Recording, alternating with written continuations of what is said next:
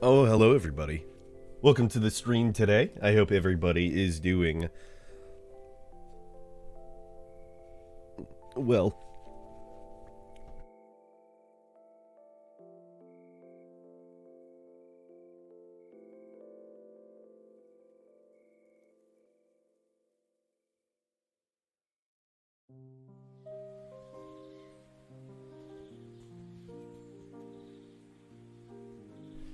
Suddenly got tired. Help. Well, don't worry. It's a short stream tonight. No Last of Us Part 2 tonight. No Abby Adventures tonight. I am realizing I need to I need to finish up with The Last of Us Part 2 soon. Soos. Because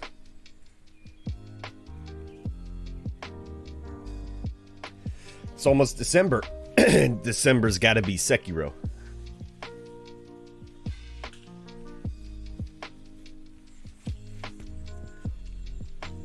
Yeah, sorry. Yeah, I did try like 4 or 5 times restarting the stream whenever I started up.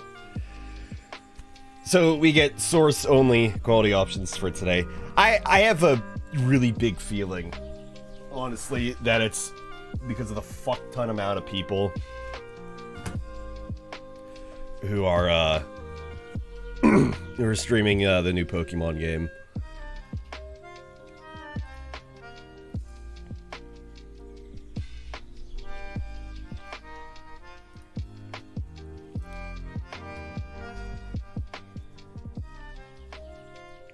At the same time, though, I noticed that a lot of the bigger streamers that I see, like Dan's Gaming and like Kraken, surprisingly, their viewer count isn't as high as like I'd figured it'd be for the release of a new Pokemon game, especially like Kraken, because he went ham on Sword and Board. Whenever that first came out, everybody was fucking trying to hatch eggs. That was stupid. That was a dumb time. Fucking hatching eggs.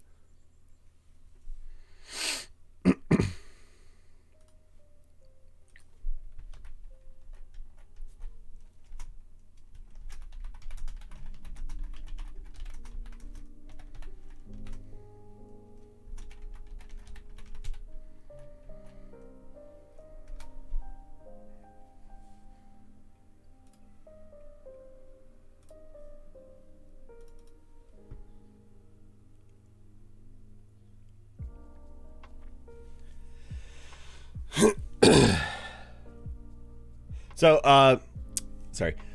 Reason it's gonna be a short stream today is because, I got work stuff to do that I'd rather not, you know, stream for 4 to 6 hours and then be like, oh, it's midnight. Well, better get to work.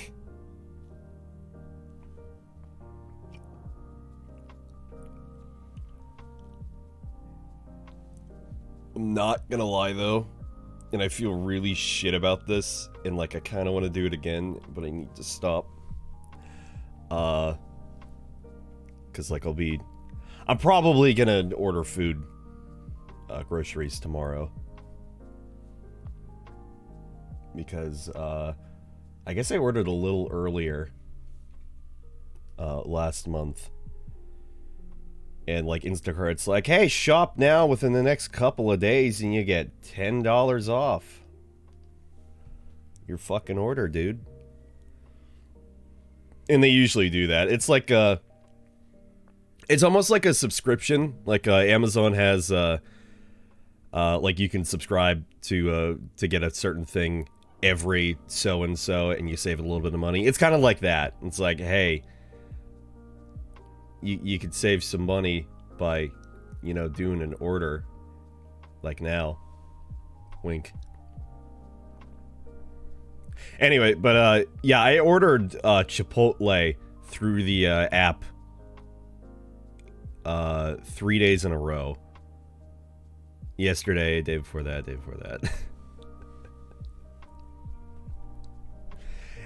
And it's again, it's like I said last stream, it's like 3 to 4 some bucks cheaper than DoorDash, and it's still using DoorDash's service. It's just through Chipotle's app. Plus you get rewards, and if you buy enough, you get free shit. Like a whole fucking order free kind of shit. That's pretty sick. I got I got some somewhat stale chips. And some, was it queso blanco? I don't know what the sauce is. Something like that. It's like white. It's got shit in it. It was good. I got that for free. And I still have some of those chips. Those somewhat stale chips. It's like, wow, what a great order of stale chips.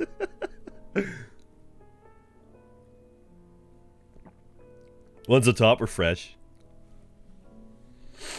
Is there a reason for the return of Baker Cat? Yeah. Mentioned last stream. So I went to Ohio last Sunday, and there was a snow lake effect. There was a lot of fucking snow, like to the point where like you'd get like covered just being outside, just trying to go from a store to your car.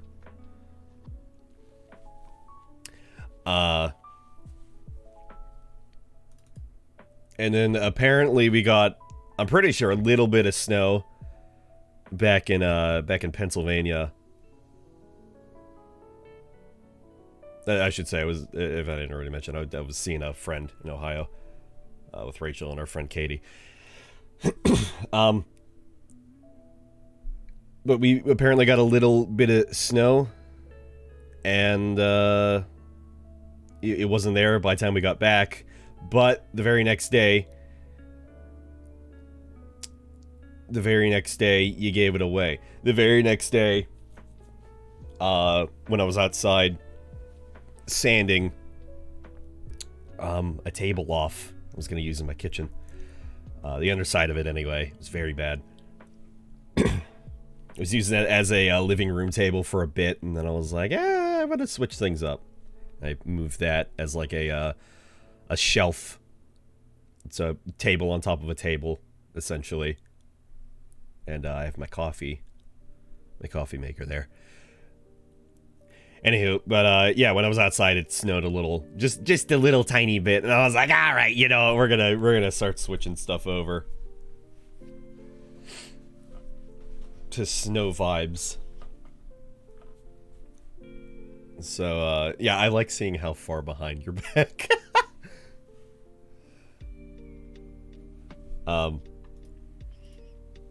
So yeah, we got snow. The snow is back. All my desktops are snow. Now, that one's the only weeby one, though. The other two are just... Well, the one on the right here is just a snowy vista. And the one on the left is snowy town. So, yeah.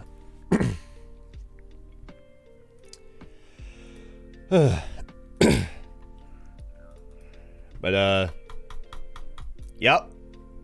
Yeah, Baker Cats are winter screen. It's something wintry anyway. You also got the BRB.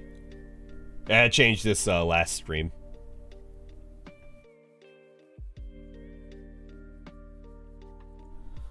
Yeah.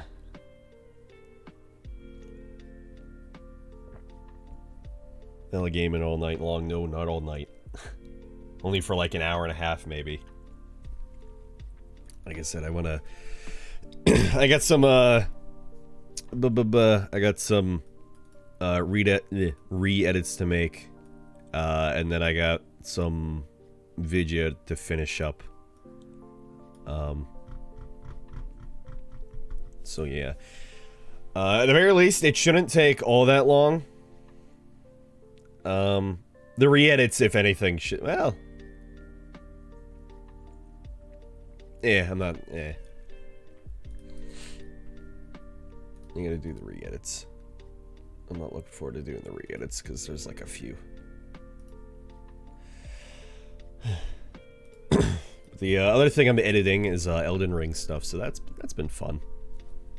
Almost done with that. I've got about 3 hours left, and even then, there probably won't be much to get from that because client I'm working for, it's pretty much gone through all the content. So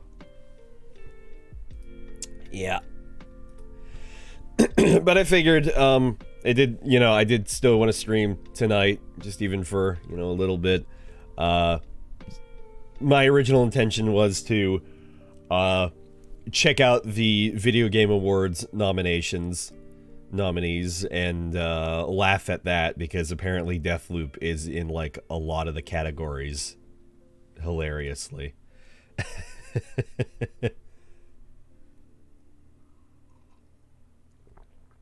Have a good chuckle about that, and y'all can backseat me a little bit on my votes.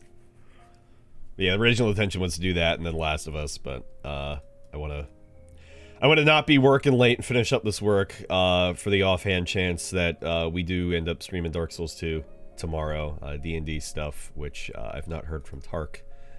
So I don't know, and he said he was gonna let me know, so I don't know. But aside from all that, I completely forgot to mention it. So before I grab it, so when I was up in Ohio last Sunday, Rachel, our friend Katie, and our friend Liz went to her local mall, and there was this one store that had recently opened, according to her, and it was like an off-brand like garage sale sort of.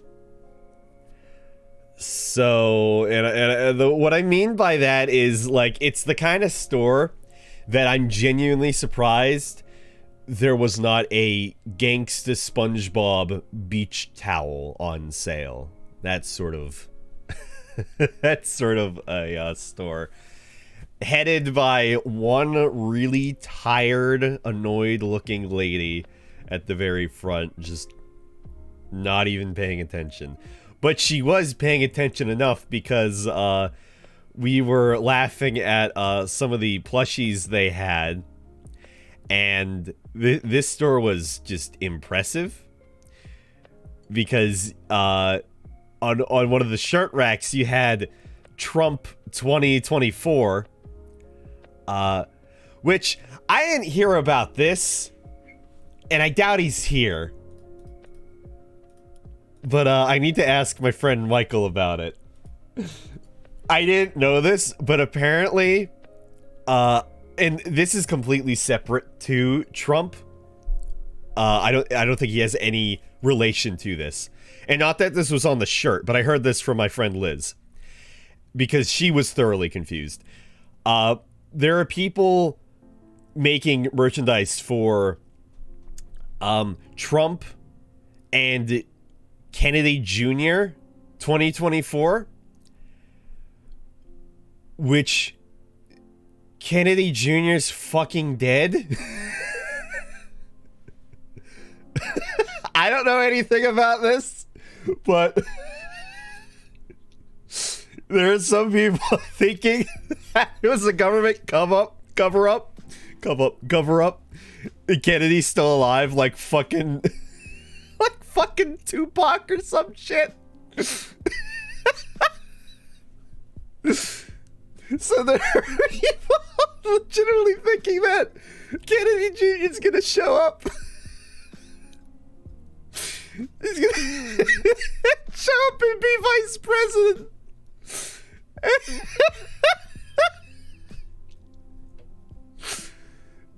But anyway, so aside from that, aside from the Trump 2024 shirt, they also had,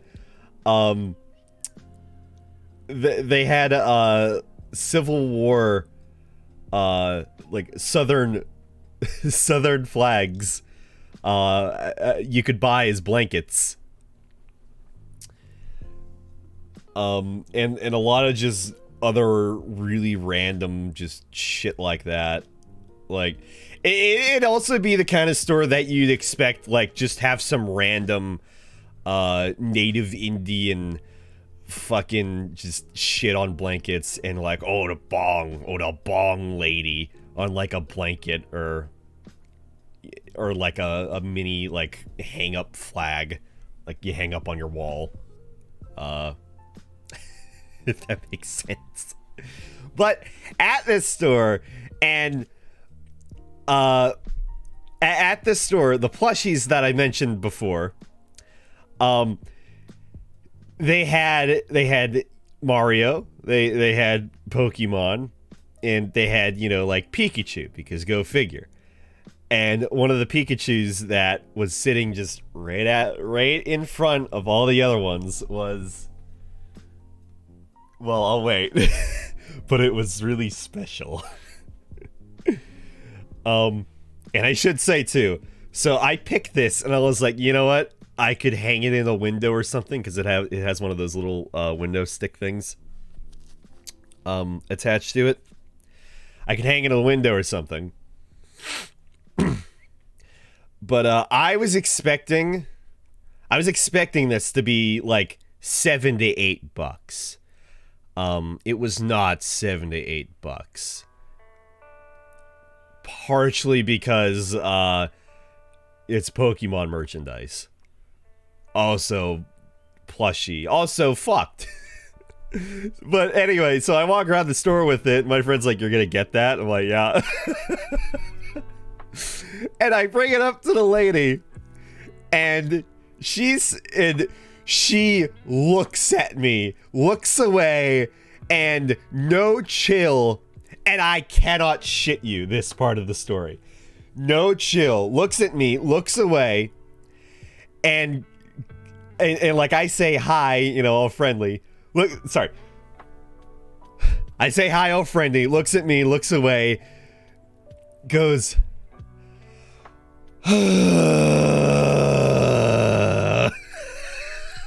Like actually.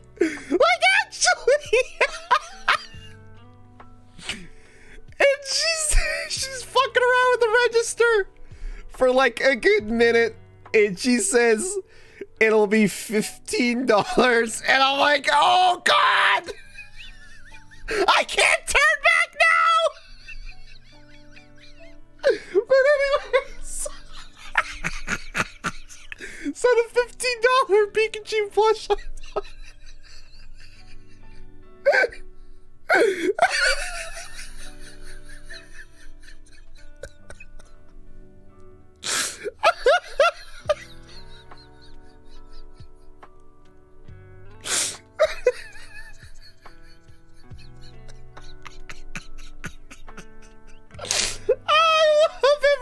This stupid fucking thing. Yeah, $15 for this. For its fucked up eyes. It's like mashed. That, or it's just chunky Pikachu, which I love. I love chunky Pikachu.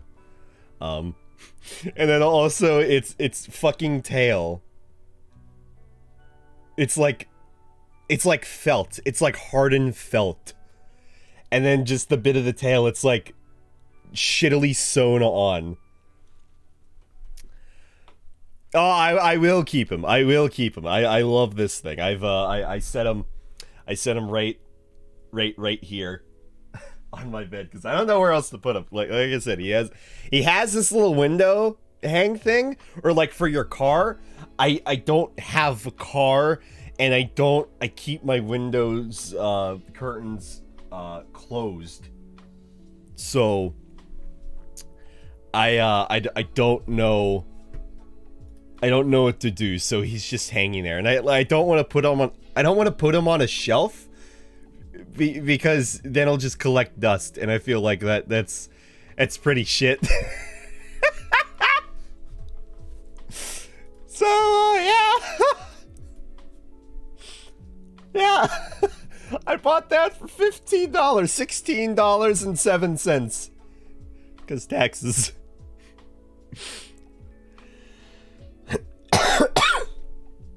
Oh my god. Well, I don't know about in the UK, but every so often you'll see people they really love to decorate their car. They'll put shit like just littered in the back window or like even in the front window. It just depends. So like that that's not out of the ordinary. Oh my god. but yeah, that was the only thing I got that day, and it was $16.07. And I regret it, but also I love it.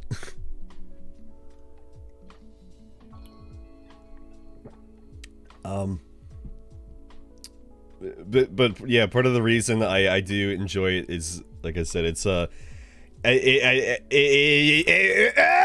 it's a chunky Pikachu. And I enjoy the thick boy, because that's who I grew up with. That's who I grew up with, growing up. It was a terrible way to phrase that. Yeah, because I still have Pokemon Yellow for the original Game Boy, and That Pikachu was fucking chunky and thick. And then they just slowly made him thinner and thinner. And I was like, no, please, Ash, feed your Pikachu. Pretty sure there's a size limit thing in the UK. It'd be surprising if there was. But yeah, that was the most fucked, that was the most fucked Pikachu I had seen. I didn't exactly look through all of them, but it was the one like very first on the rack. So at the very least, whenever I bring somebody over, be like, "What the fuck is that?" And be like, "Oh yeah, it's my very special Pikachu." I may as well have gotten him at a gas station. Gas station. So yeah. Yeah, I completely forgot to mention it last stream. Oh my god. It's so fucking funny. Let's see though. Let's see. I mentioned earlier in the week that I checked out Tokyo Godfathers. That was, like I said, really good. I highly recommend that. It is the season. But the night after, I tackled another ghost that's been haunting me for a while in terms of movies I wanted to check out. Gas stations sell plushies. I mean, kind of. Very rarely. I'm saying, like, the kind of quality you get from a gas station is like the quality that was made with. So, like, none at all. It's like getting gas station sushi. You just don't. Yeah. Not that I have. I don't really like sushi. I like tempura. That's about it. Which tempura can be eaten hot or cold. I've only ever had it hot. Anyway, but yeah, I also thought it might be kind of in season because I had seen some snowy bits and there was a lot of snow in the movie. So yeah, it was in season. I checked out Millennium Actress, and I initially started watching it in the English dub, which I had for Tokyo Godfathers, which was really, really good. Like I checked between the two before I started, and I was like, you know what? Yeah, I'll do the English one. It sounds good. Millennium Actress, though, it started out, fine. Though the assistant to the chief,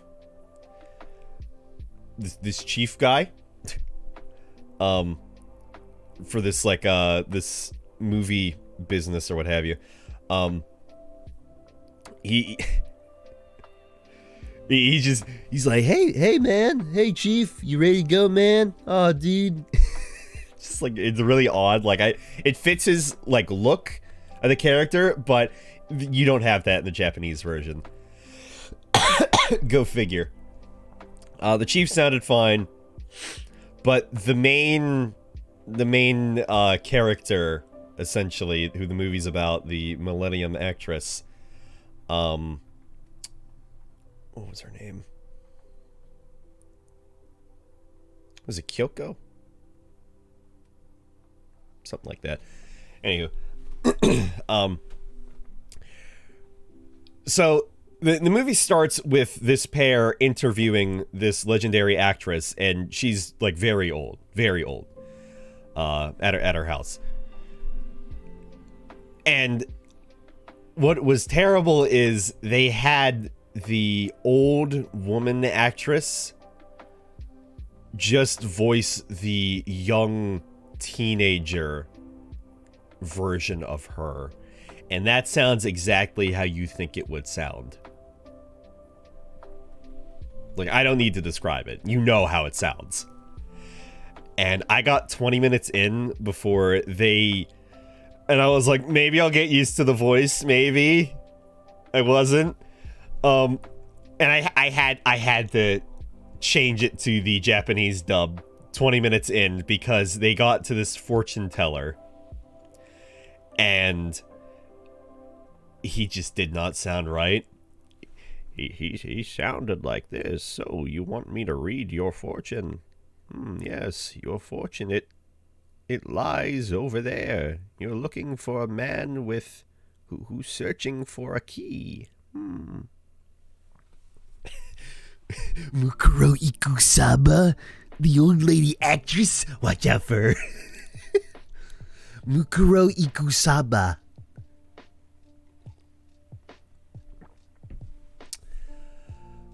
And I was like, all right, I gotta stop. I can't take this anymore. I need to check out I need to check out the Japanese dub, which was much better. I don't know if like they actually casted an older woman, I'm pretty sure, for the old lady in English. I don't know who the hell they casted in Japanese, if she was a better actor and it was the same woman doing the older version as the younger version. I really doubt that. It doesn't seem like it, at least as far as I could tell. But it certainly wasn't, as you'd expect it sound, an old woman voicing a young girl in her teens. But once I switched that, I was like, yes, this is much better. Okay. Though for about like 20 to 40 minutes, the movie got really fucking weird. And it was a little hard to follow for like a little bit of it, until like it finally clicked, like, oh, this is why they're doing it. Just as a slight spoiler, for those that do want to see the movie, the way that the story is told, because the woman is talking about her life as an actress, and this man she sought out because he gave her a key to his painter's box, and there's just a bunch with it. Just I'm not going to go into detail about it. But the way the story is being told is she's trying to find this guy, and she's trying to do so in a way through her acting. By becoming famous, she'll be able to find this guy who she doesn't even know his name, doesn't know what he looks like. But she fell in love with him, and that sounds dumb, and it kind of is. But again, I'm hurdling over the details. But the way it's told is through the movies she was in, and they all have the similar theme of she's trying to find her lover. Don't you want to be my lover? And yeah, and it got really confusing because it went from like reality to oh, there's these bandits who attack a train in one of the scenes. And then suddenly it just turns into feudal Japan. Feudal Japan. And even the characters are like, wait, where did the bandits go? What's going on? Why are arrows being shot now?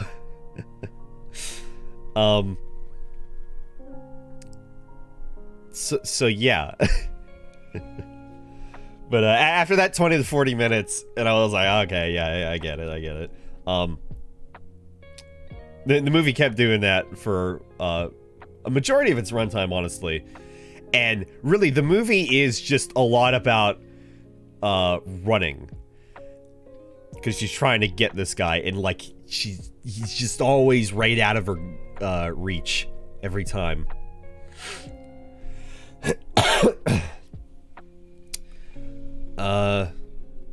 But yeah, in the end, it was very beautiful. It almost made me cry, but I didn't because I'm not able to. Because I'm a man. No, I didn't. And honestly, with that, I don't have any other movies at the moment that are like I've really wanted to see for a while. That I like think about quite a lot. Well, there is one, technically, though that's not in season at all. It's about, I think, some girl who lives on like kind of a rural island-ish or like a peninsula in Japan. Her grandfather, I think, passes away. And she's then able to see, like, spirits or yokai. And the yokai are all kind of goofy. I do not remember the name of it. I did know it at one point, and then I lost it, and then I found it, and then I lost it. That one's been in the back of my head, because I only seen a portion of that real late at night on somebody's stream because they were playing it, and they probably shouldn't have been. Actually, that was off Twitch, so I mean, even then they probably shouldn't have been playing it. But yeah, that's honestly about it. There is also like My Name is Totoro, and like a few other Ghibli movies that like I haven't seen, but I'm not really in a rush to see them. And I get it, Totoro is, you know, very big. Also, he's very big, huh? But I'm not. Not that I don't care that much. I don't care that much. No, it's not Yokai Watch. It's not Yokai Watch. Hey, Z, welcome. Hope you're well. I'm going fine.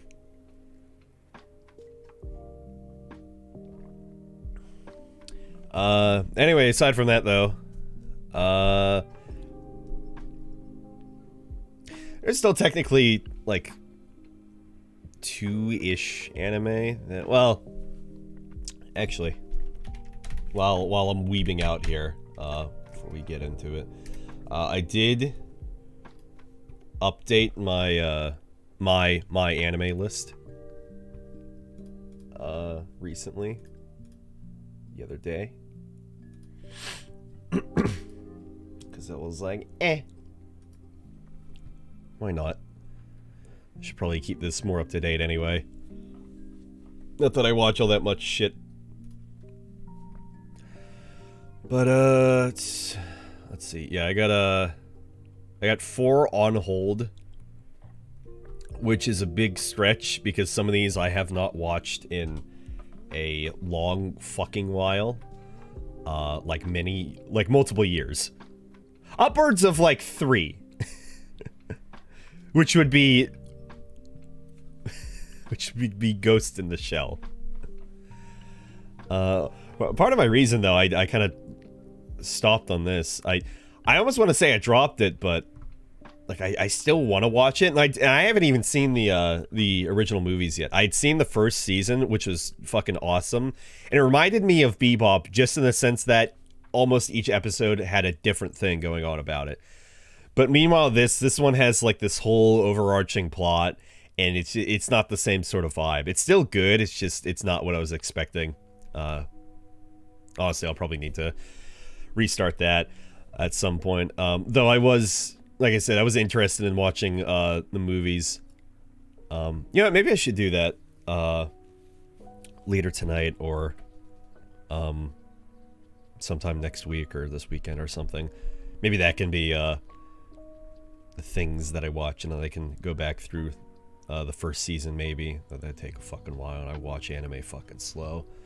I can commit more to a movie than I can to watching an entire fucking season of anime. Which isn't saying a lot, because granted, this is 26. The other one was like 24, 26. Season 1, I mean.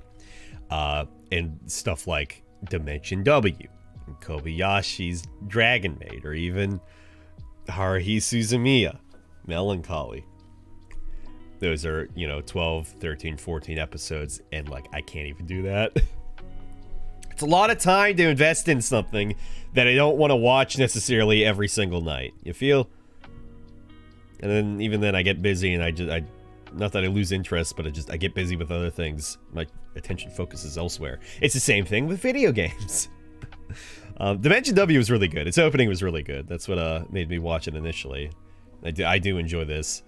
And then Kobayashi's Dragon Maid is cute, like slice of life, but also dragon. If you want some series recommends, I got a few other than One Piece. No. I could potentially take movie requests, but I will not take anime requests season-wise. That is the... I don't take recommendations, but I'm open to possibly taking movie requests, but even then, I haven't seen a lot of movies, y'all know that. For me to sit down and actually watch a movie is like something of a miracle, and the fact that I did it twice in a week is something. But check out all my dropped ones. Wow, look at all these dropped ones. All these dropped anime. We got... I forget the name of this. Yeah, March comes in like a lion. Which you're like, where the fuck does 3 come in?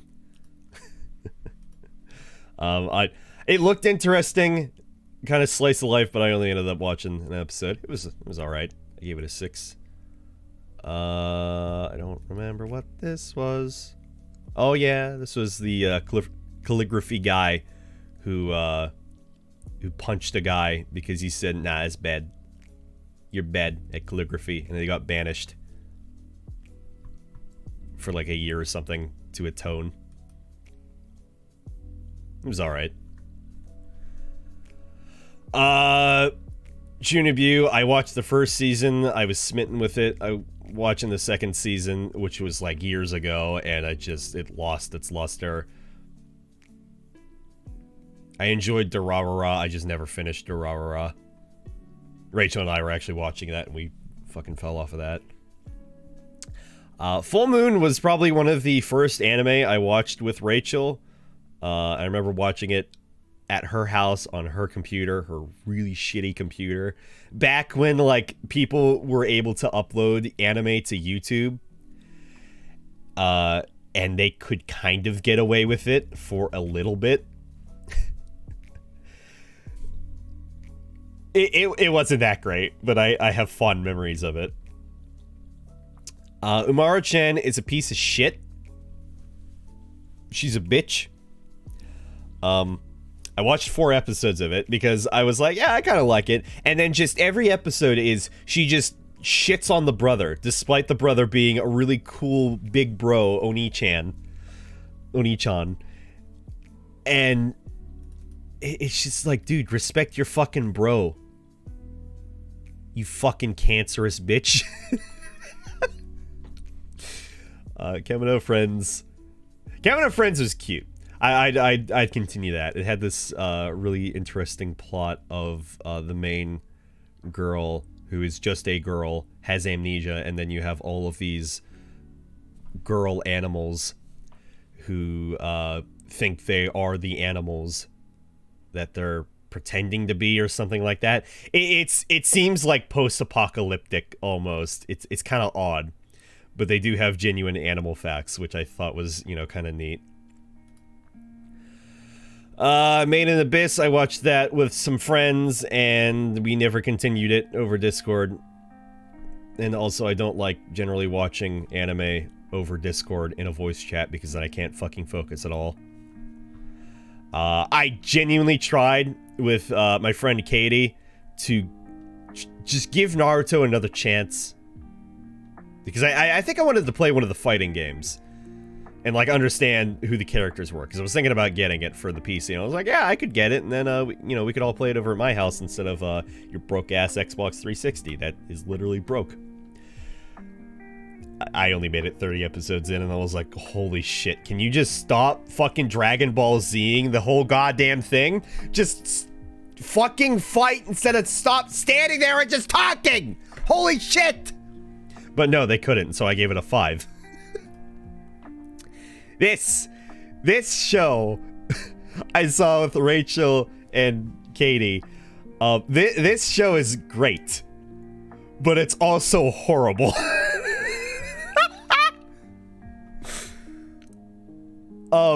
If you're unfamiliar with this show, it had some really bad animation to the point that the staff in one of the credits for the episodes literally called out for help.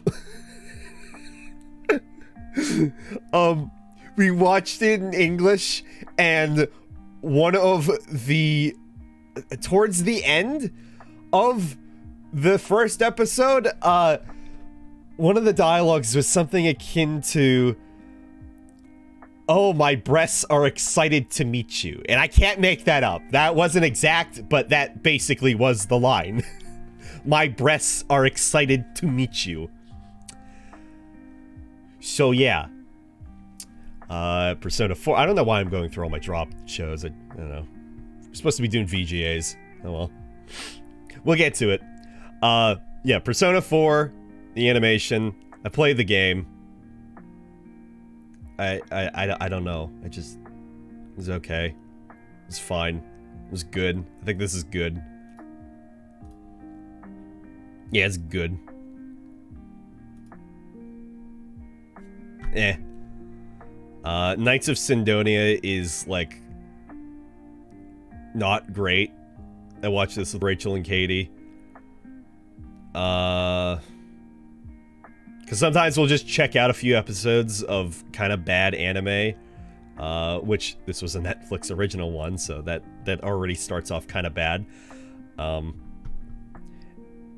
And just it's CG, so, and it's like, the frame rate is, like, really choppy with it too. It didn't look good. It was really weird, and it didn't pull us in. And Wolf's Rain I was watching with Rachel, and yet again we got away from it. She's seen it, she wanted me to watch it, and we stopped. Life went on. That was years and years back. That was probably like 4 or 5 years ago when I used to live across the street at my mom's. Trying to watch Naruto, but One Piece got in the way. Yeah, clearly. It's fucking 1,000 episodes. Jesus Christ. Hey, is One Piece an easy series to get into? Can I just hop into it? Then my plan to watch. Still need to check out Konosuba season 2, because the first season was like one of the few anime that I legitimately was like brought to tears by laughing. It was really funny. I cannot recommend Konosuba enough. I just haven't checked out the second season. Sakura Quest is from the people who made One of my favorite anime.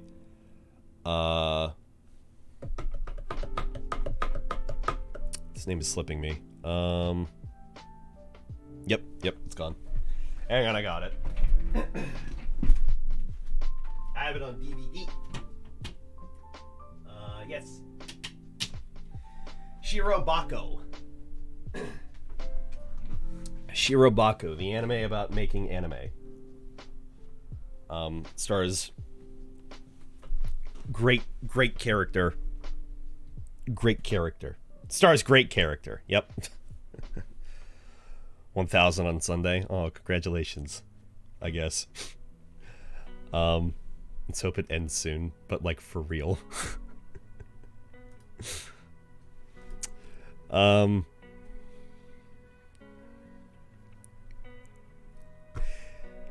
This, what is it? My Senpai is Annoying. Actually, I had seen the first episode. Yeah, don't move that. I checked out the first episode of it because it was coming recommended to me on Amazon, the manga itself, after reading Sweat and Soap, which is the rom-com manga that I've been reading. And it's like in that vein of office romance, so I'm like, alright, yeah, sure. Though it doesn't seem like it's exactly as strong in that department. Though then again, with this, I think they're just hooking up the two main characters as of like manga 6 or 7. Sorry, volume 6 or 7. And meanwhile, Sweat and Soap was written as a one-off and then turned into a series. So like they fuck within the first few chapters, which is great. Because by that point it's just, well, the relationship evolving, and I think you have like 11 volumes in total. And then Tact OP Destiny, weird fucking name. I'd seen a clip about it on Twitter, I think. That or Facebook, and I was like, looks kind of whatever. And then I came back to it.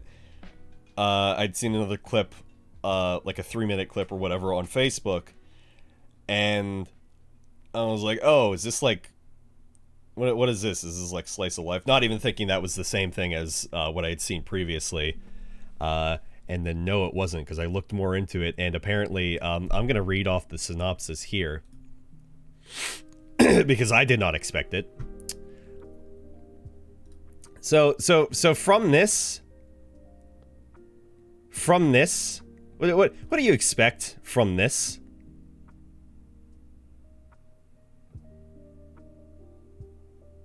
Well, what you get, well, you can see these here. Well, what you get is the United States of America has been in chaos ever since the emergence of D2s, an invasive species originating from a black meteorite that fell to Earth. A public decree banned citizens from playing any melodies to prevent further casualties caused by the D2's hatred for music. Even now, in 2047, this prohibition is still in effect. Humanity's only form of defense against the D2s are music arts. Young women representing pieces of classical music, and conductors, the ones controlling them. So I'm like, wait, what? But there was a fight scene I had seen right after the slice of life bit I had seen. And I was like, okay, you know, this looks good. I don't know if I'll check it out anytime ever or at all, it maybe, but it looked good. Like, it looked like good quality. Your favorite animes, no particular order, are One Piece. Oh, I'm sure. No particular order. Ass in Classroom, Tokyo Ghoul, Attack on Titan, and Yuri on Ice. You know, that's all. I think the only one I haven't heard from you is probably Yuri on Ice, and you know, that's just, that makes sense, just with all the other ones that you like. So I have some friends who are who very much like the same sort of things.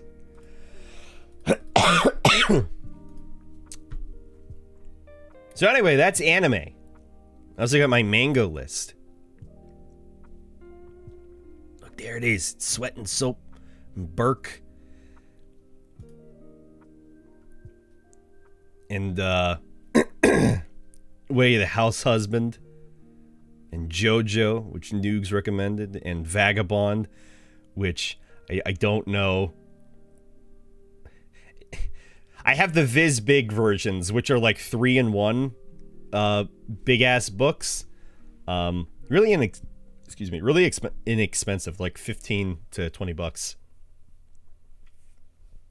But yeah, it doesn't list those, and so it's like, chapters, and it's like, I don't know what chapter I'm even fucking on. I don't think this is accurate at all. There's no like volume that I can have because, well, there's 37 volumes, and it's like, I don't know which one I was on. Which it says on hiatus, but it technically was completed. Technically. Through a art exhibit, and then some little mini panels that kind of showed the ending. That's a whole thing in of itself. Anyway, well, it's been 56 minutes. So, anime aside,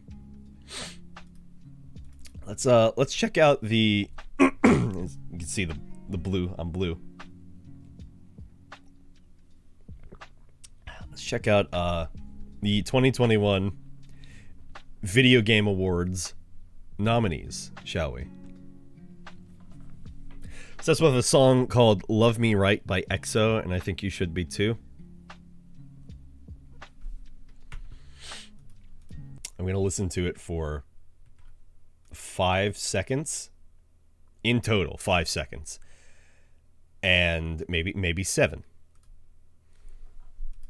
And if I have the exact idea of what this is going to be, then I'm going to stop within 2 seconds.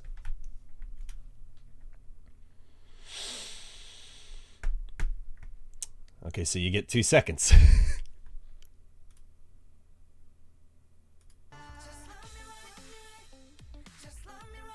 Yeah. That's about what I figured.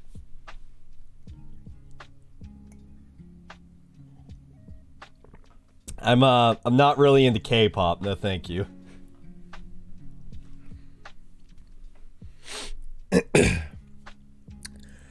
Okay, so you can link a profile. Looks great. You can link a profile, which I did. And so I linked to my Twitter, and it came up with one of my old handles, Beagerstrom. And I was gonna unsync it, but I was like, you know what? No. Also, I don't know why there are badges. I don't know. I don't know why anybody even cares about the fucking badges. Anyway, let us start voting. All right, game of the year, and there it is, Deathloop. Remember how hard Deathloop fell off? No, you probably don't, because it fell off really fucking hard.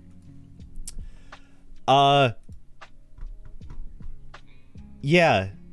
Deathloop was here, and then it was gone within, like, 2.5 weeks. I don't think it's a bad game by any stretch, but again, from what I have heard, Deathloop is in a lot of categories that it should not necessarily be in. It Takes Two, I have not played that. That's from the developers who did A Way Out that I recently played with Michael. Even if I had played it, I don't think I'd vote it Game of the Year, honestly. I haven't played Metroid Dread. I have played one Metroid game, and it was a demo. I think it was Metroid Prime Hunter or something like that. It was for the original DS. It was kind of fun. I've not played Psychonauts 2. I've seen some bits of it. I haven't heard anything bad about it, but I've heard that it's, you know, kind of like a children's game, and that's just, it's kind of easy-ish. Which, I mean, doesn't, you know, knock at any points because, oh, it's a baby game. I've mentioned I do not care for Ratchet and Clank. I don't care for Ratchet and Clank. I don't care for Jack and Daxter. Not my interests. I played Ratchet and Clank. I played the first one. I played some of it anyway. I played completely the PSP Clank one-off game. It was fine.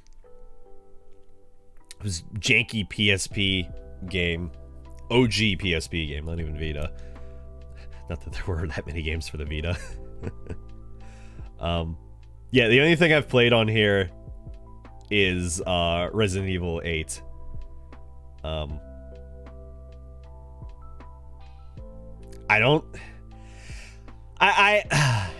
If Deathloop fucking wins, that's... They're in so many categories. I wouldn't not be surprised if they did end up winning. Just because it feels like they kind of paid to be in a lot of the categories for no reason. You'll see. I will see as well. But yeah, I'll vote RE8. You voted for Resident Evil Village. I don't know what kind of psycho calls it Resident Evil Village, but it's RE8. Also, you know what I didn't like, and I know I mentioned this during my playthrough at the end of it. So you have, you know, the werewolf here, and you have Crips there, and it feels like it'd imply that something happens with Crips, but nothing happens with Crips. So it's like, I understand the cover, but the cover is also kind of a little disingenuous. Also, I'm now realizing it's not even... It's not like half and half face. It's like almost all of his face. Hey, Michael. Oh, really quick. Maybe you had heard of this. Did you hear about, I was talking about it earlier. I kind of wish you were there for it, because I'm not going to go through the whole thing again, but, did you hear about people, and not necessarily Trump himself, but people who are Trump, cultists? Trump cultists, saying that Kennedy Jr. was going to be Trump's vice president, even though he's fucking dead. Because my friend told me about this when I'd seen her last Sunday in Ohio. Of course, that's what I figured, and like I couldn't believe what I heard. Like I'm not familiar with Kennedy Jr. I know he was dead. He's dead. I don't follow anything, you know me. Dead allegedly, yeah, like Tupac. Okay, I was having a big fucking laugh about that because one of the stores I went to with my friend in Ohio, in a mall, they had Trump 2024 shirts. They didn't list Kennedy on it, but my friend brought that up, and I was like, wait, are you fucking serious? You're having a good laugh.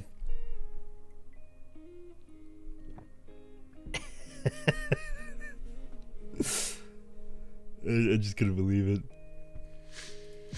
Also, we are now just getting to this because I talked about anime for like probably 40 minutes. Best Game Direction. Awarded for outstanding creative vision and innovation in game direction and design.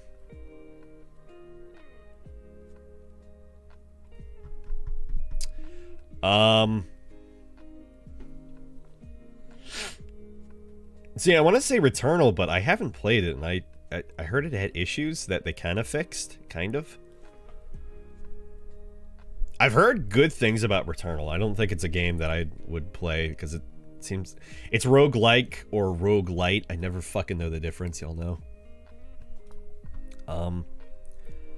Yeah, I haven't played any of these games. Outstanding creative vision and innovation.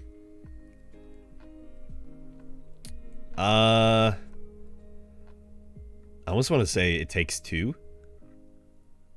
Because who the hell is making couch co-op anymore? You know, yeah, It Takes Two. Who the hell is making couch co-op anymore? Nobody. I don't fucking know.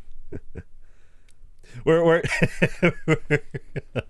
we're in this together. It's mostly me. I'm taking back seating today. But hey, chat, can I cheat off of you?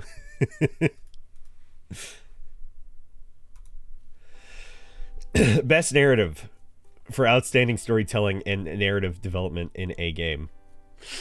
Psychonauts 2, I wouldn't know. Marvel's Guardians of the Galaxy. Life is Strange. Sorry, Life is Cringe. True Colors.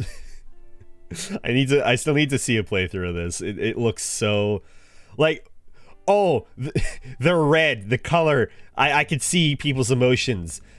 Their aura is the color red. That means they're mad. Game over. I need to see a playthrough of it. It Takes Two. Still haven't played it. And Deathloop. No. You know, I'd consider Deathloop more if they weren't like in so many fucking categories, which we'll see more of. I know of a couple categories that they are in. I know at least of one other that they're in. Honestly, I'm gonna go with Guardians of the Galaxy. I'd seen quite a few streams on it.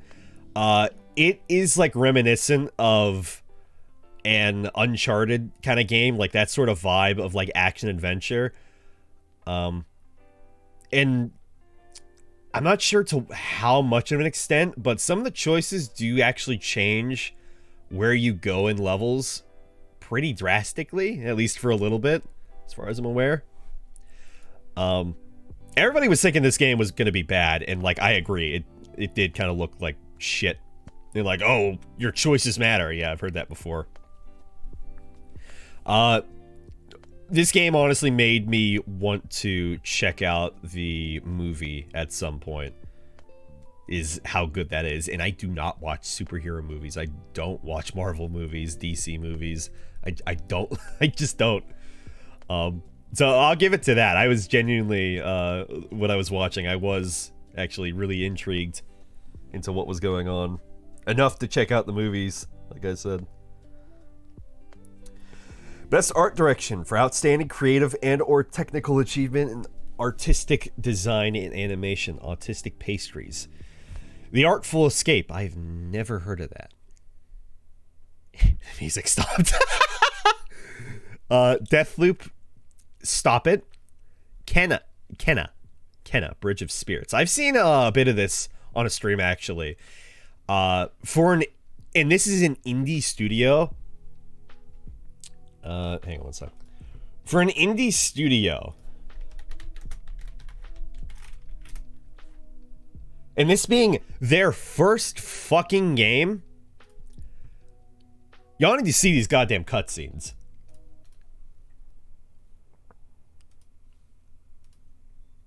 A spirit guide staff is no different.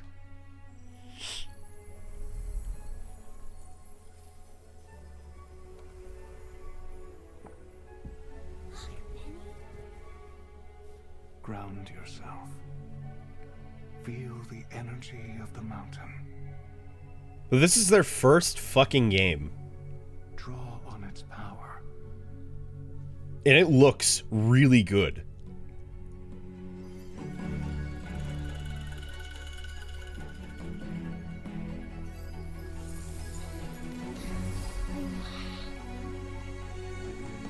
I don't know what's going on, but it doesn't matter.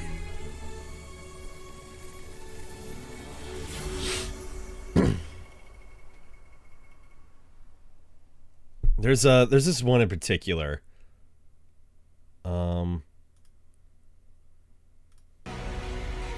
Actually, yeah, it's this one, I think.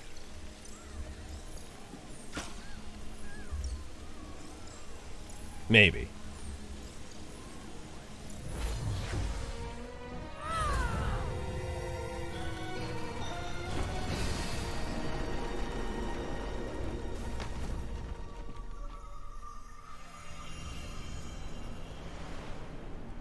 Also, you got these little, like, Pikmin fucks that follow you around.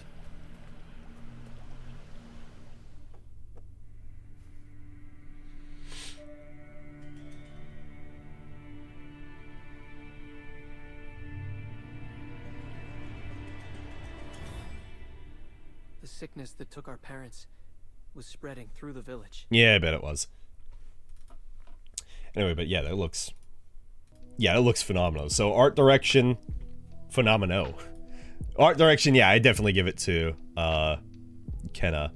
Psychonauts would be a close second. Again, I wish I knew what that was.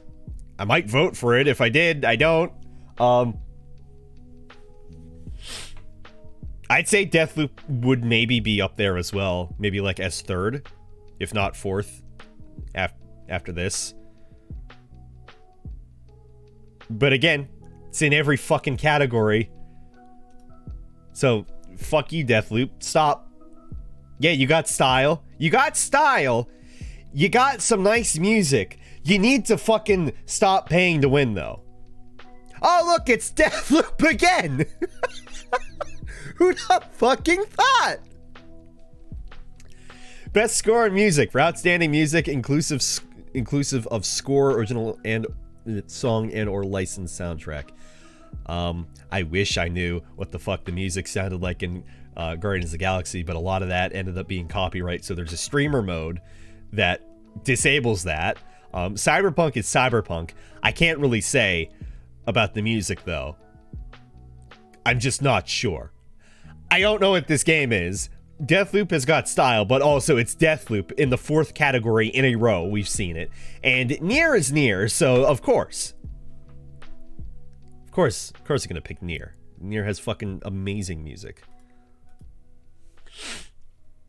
All Yoko Taro games have amazing music. Best audio design. Recognizing the best in-game audio and sound design. Stop it. No. I wouldn't know. I don't know.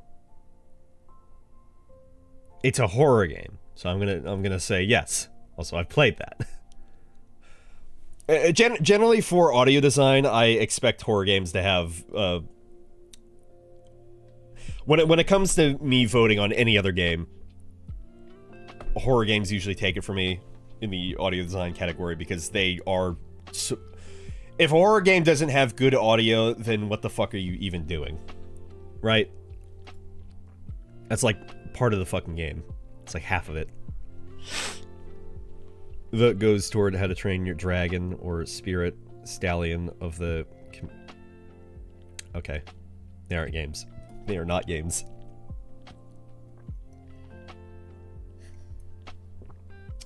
It's the VGAs.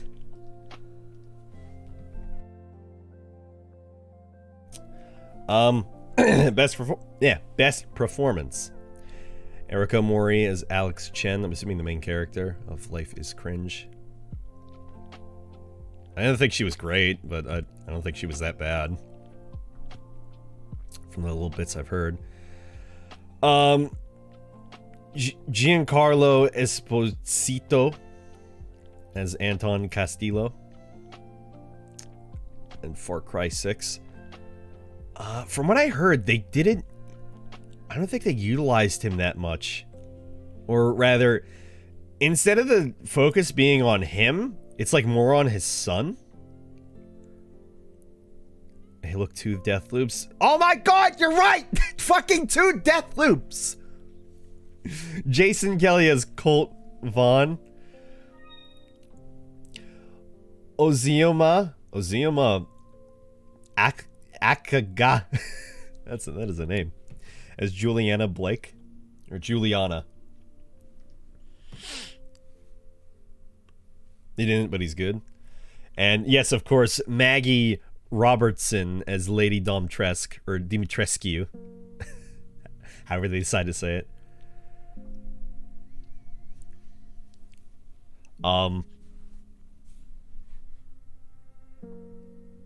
Tall Lady.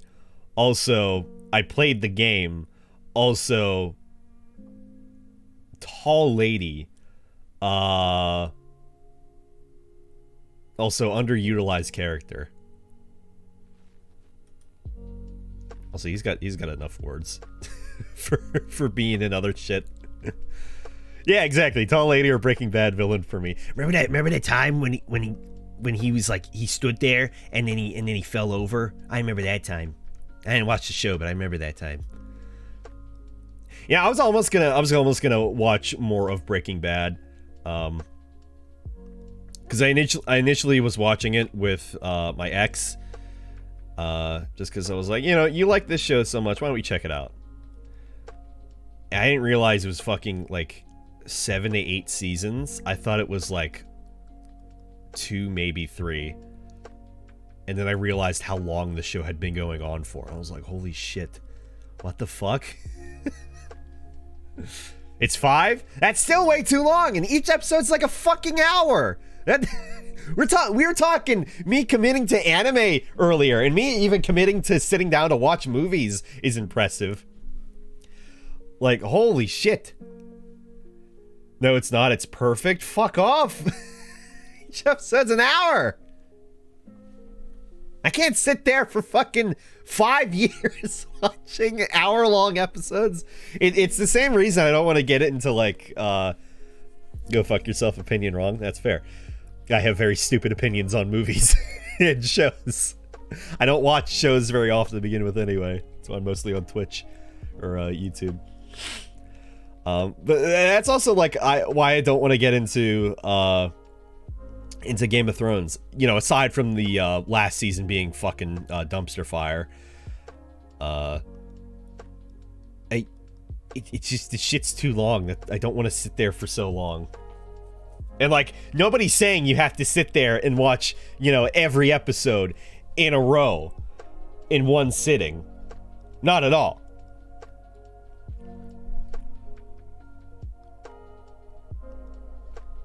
But I will fall off that so hard, especially if I'm watching it by myself. I think the only way I could watch something like that is if it were with a significant other or a partner or what have you.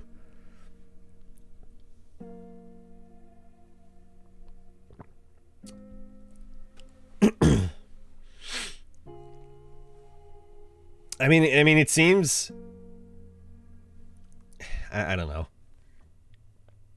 I was watching a watch party last night for that cunt excessive profanity. He had finished the books of a series called The Wheel of Time, and the visuals in the show were really, really neat. I think it might only be available. No, definitely not only available, but yeah, obviously, watch party. He was watching it through Amazon Prime or whatever.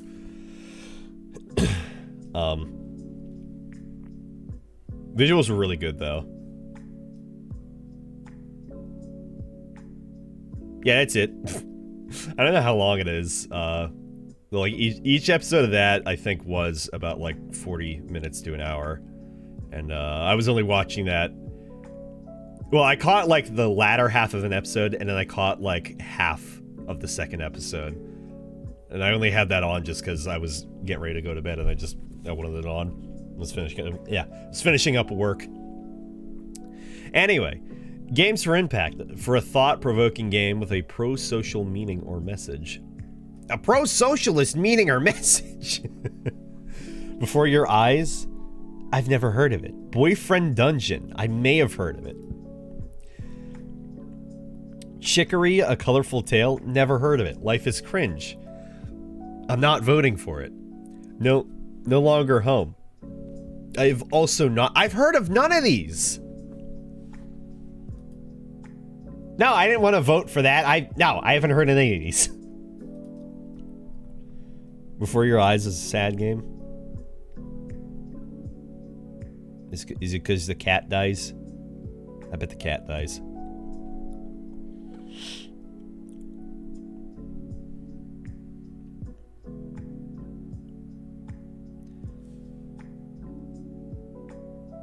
Cat is like God. Okay, so the guy dies. The guy's already dead. The guy is already dead. All right.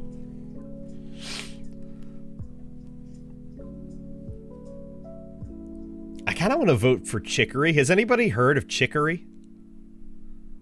I'm hoping I'm saying that right. Because I mean, like I said, I will take back seating for some of these categories. It just goes to show how many fucking indie games I play. Even then, how many new games I play. I do not play new games often. To which then everybody will be like, oh no, you do. What about this game and this game and this game? It's like, that's different. Backseat tell you to vote for Before Your Eyes. All right. I will take your thing, chat. Best Ongoing, awarded to a game for outstanding development of ongoing content that evolves the player experience every time. Apex Legends. I really thought this would die off like soon, but it kept going, and I've heard things about it, not bad things. Final Fantasy 14. I mean, that's just an easy vote. With the amount of content, the quality of content they have, not even because I have played it, but it's just, you hear nothing but good things about FF14. Fortnite can go fuck themselves. Genshin Impact, go fuck themselves. Call of Duty Warzone, you can go fuck yourself, Activision. Best Indie for outstanding. Oh god. Okay, I have heard of these. At least. All of these. For outstanding creative and technical achievement in the game made outside traditional publisher system. 12 minutes. Yeah, I've heard good things about 12 minutes, and then I also heard that once it released, it was not as great. Fucked up game, incest, man. How about don't spoil it? How about shut the fuck up? I was still interested in at least seeing. Pay no attention? Oh, okay.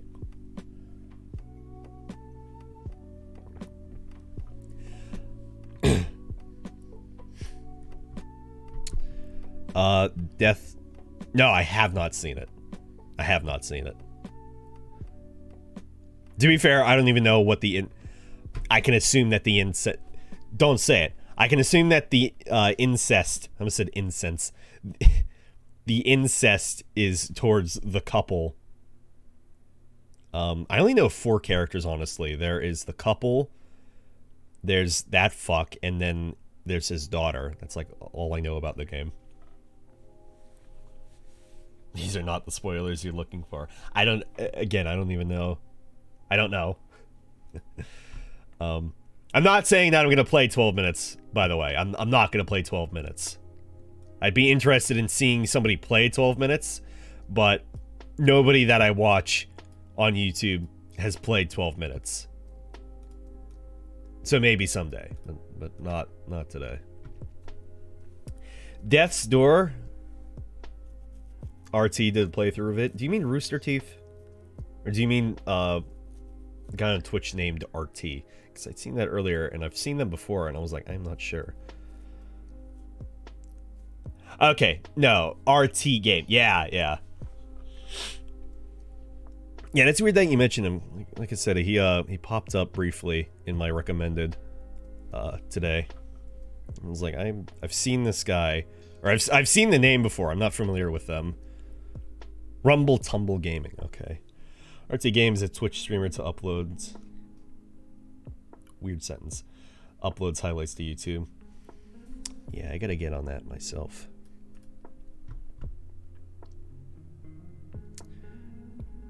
I do have a highlights channel, or a VOD archive channel, by the way. Just nothing is up on it.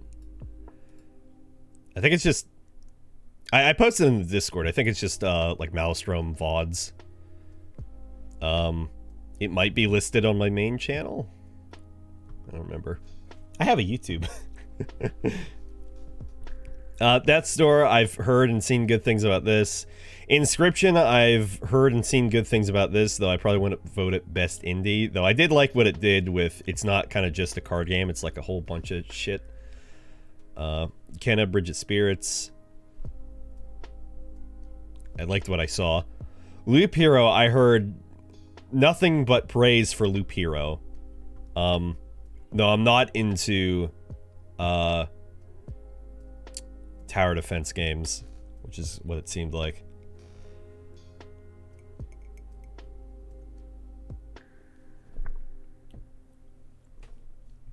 Even if you were a good editor, Bri, I couldn't I couldn't pay you what you'd probably be deserved. No, that's about it. I couldn't pay you for the work that you would do. Even if it were just out of fun, I don't think you'd want to do it just out of fun. Honestly, do it for free? Well, I appreciate it. Quick, learn. There's still time. Back after trying to play Gears 5 and not working right. I'm sorry to hear that, Sherps. Yeah, I'd seen that you were saying, I could play Destiny, Gears 5, and other large games again. Do other large games work? Or is it just Gears 5?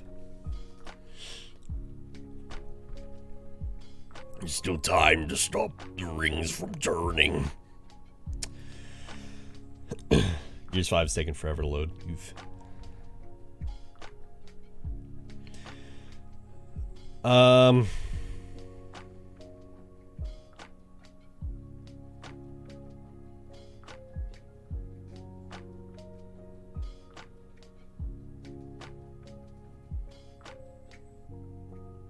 I've seen more of Death's Door. I think I'm going to give it to Death's Door. If not Death's Door, it was between Kenna, and I have not seen enough of Kenna. I showed earlier, you know, it looks really good. And it looked fun, but... yeah, Death's Door. Anyway, yes, category 11th. Where is Deathloop? Presented by Verizon. Oh, look at... oh, this looks disgusting. Look at how, like, low resolution that is. Ew. I use them. They're my internet. Best mobile game. Fantasian? Is this that near-ish game? I remember people talking about, you know, the design was very near-ish. Genshin Impact, League of Legends, Wild Rift. No. No. No. Fuck you, Riot Games. Marvel Future Revolution. Who? Pokemon Unite. Where's Pokemon Sex Masters? Where's Pokemon Sex Masters? Wait, what even is Pokemon Unite? Oh, wait, is that... oh, is that the MOBA game? That might be the MOBA game. Ew, no. Where's Pokemon Go? That's funny.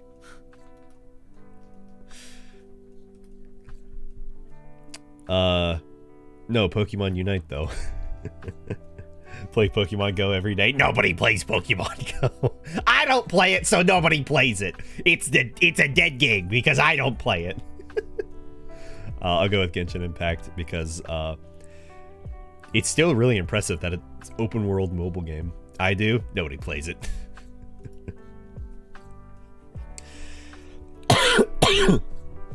Best community support. Recognizing a game for outstanding community support, transparency, responsiveness, inclusive of social media activity, and game updates, patches. Obviously, it goes right towards...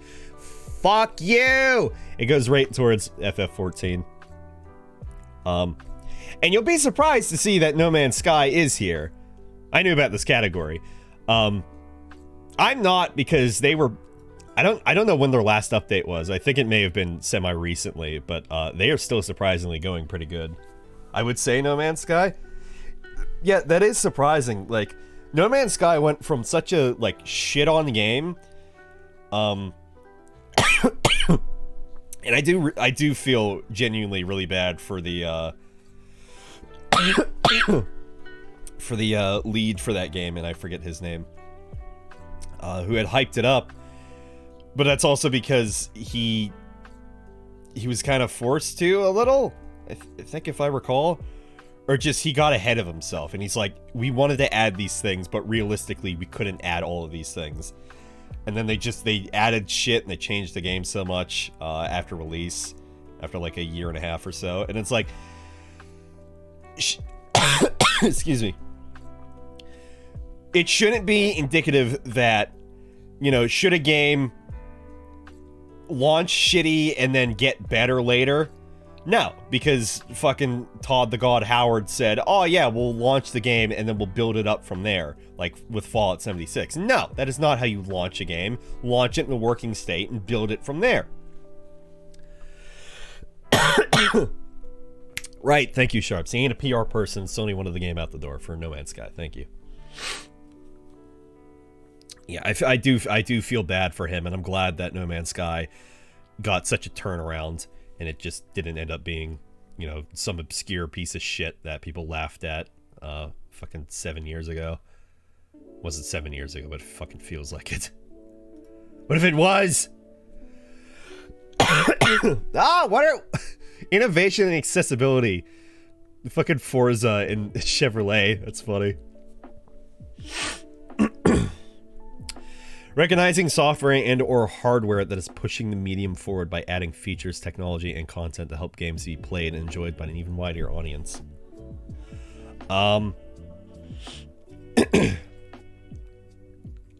don't know what any of these games did in terms of accessibility.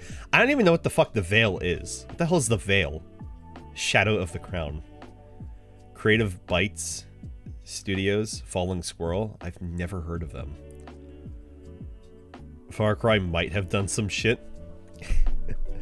The only game here that I have heard a little bit on is Forza Horizon 5, I think. If I remember it right, it was recently on Twitter, it was the game that was saying, oh, you can slow down how fast the car is driving. I don't know how that works online, but you can slow down how fast the car is driving, so like people with limited, reactions are able to, react to some point, so they don't, go at top speeds and then just fucking crash. But it was being used in comparison to Dark Souls yet again, with the Dark Souls needs an easy mode, or Souls games need an easy mode. Elden Ring should have an easy mode. And what people don't fucking get is a difficulty slider is not an accessibility option. Accessibility options are like you're able to push a button better, or the game is tweaked in a way that you're able to play it better with how you're limited, as opposed to the enemies are easier to kill, or their AI is dumbed down. Like that. No, that's not an accessibility option. That's a difficulty option. They're completely separate fucking things.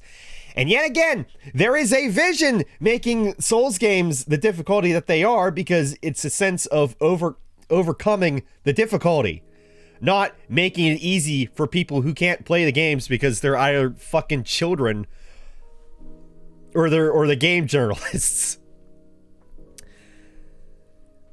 And like, you have people complaining about, oh, Souls games need a difficulty slider because they're like, I can't beat it. I can't do it.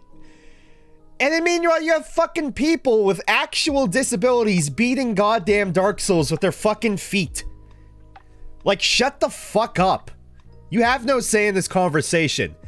Just because you can't play the game well doesn't mean it needs to suffer in quality for everybody else around. Like, holy shit. This conversation will never goddamn die, and I wish it fucking would. Anyway, I'm gonna give it to Forza Horizon 5 for flaring me up.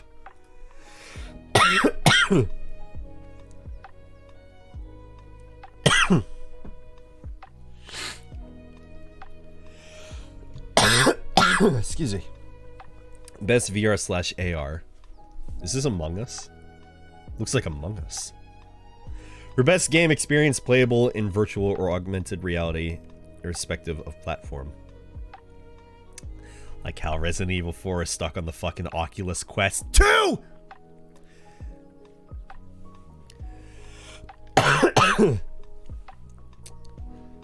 Only when we get the Sword Art Online thing where your thoughts control your in-game actions, we won't have full accessibility, sadly. That is... No, but my brain is slower than yours. Fuck you. I didn't even know Hitman 3 had VR. How does that even work? Is that in third person? I don't get third person games that are in VR.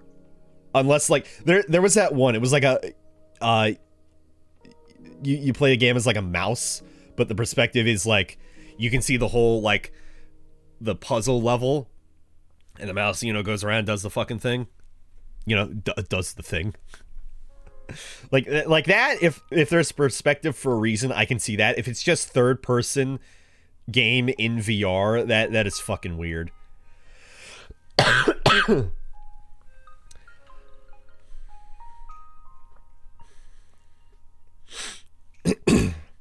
The only one that is true VR IP is I Expect You to Die. Yeah, that is actually true. I don't even know what I Expect You to Die is. 1 or 2. Is that like, keep talking and nobody explode dies? I don't know what Lone Echo 2 is, and Sniper Elite VR is Sniper Elite. James Bond Escape Death. Oh, okay. Actually, that tells me everything I need to know.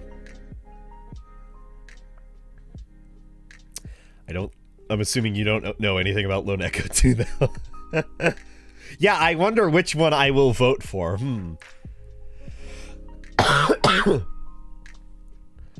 Okay. Despite it being Resident Evil 4, because of course, the game plays really solidly. The game is really fun, and it was rebuilt from the ground up to work in VR. It's a really solid VR game, aside from it being Resident Evil 4. There should be a few different options. It also should not be exclusive to Quest 2, but it probably will for fucking ever, because thank you, Meta. Best action... Oh, there you are! Lone Echo is also a VR game. Thank you! I was not aware it was a VR game in the VR category. That's all we know about Lone Echo 2. It's a VR game. Full VR IP. Okay. That still doesn't help. So we have Hitman, Resident Evil, sniping game, and well, it's a VR game. Space VR game. I figured. I had a feeling. Spy. Suit. Hitman, think Amogus. Oh, sorry. Among Us? No, Amogus. Oh, yeah, I fucking... when my sister and her kids and my mom were over a few weeks back, what was it? My older nephew was talking about what he wanted for Christmas. He was being very reasonable about it. I was very surprised. He was like, you know, I know Santa won't be able to bring me everything, so like I circled only the things that I wanted the most, and I'll write those down. And I was like, I even told him, I was like, that's very responsible of you. Good on you. But he mentioned that he wanted an Among Us like play set or something, or like figures. It's really funny. I haven't been to a Target in a while to, you know, see where they'd have figures like that, but I think that's really funny. But also good for them. It's still good for that indie studio doing so fucking well. Of all the Among Us, genuinely, I am so happy that that team is doing so well. And they were going to make Among Us 2 until they got unprecedented success with Among Us. And then they were like, oh, well, I guess we'll just keep adding on to this. And like the fact that it's still a really popular game, despite not having really heard much of it in a bit, is really awesome. So genuinely good for that whole team becoming fucking millionaires.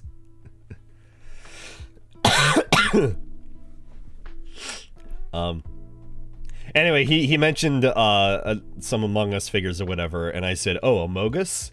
And he just fucking looked at me. He smiled and he shook his head. I had a good laugh.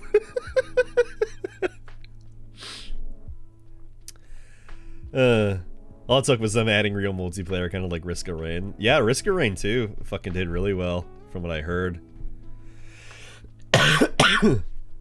Still not really a game I'd be interested in playing so much, because it's, as far as I know, roguelike, roguelite. Y'all know, I already mentioned I'm not a big fan. Usually. I played Rogue Legacy. I almost beat that, I've said before, and I really did like that. Anyway, best action game. For the best game and action genre focused primarily on combat. Back 4 Blood is just Left 4 Dead.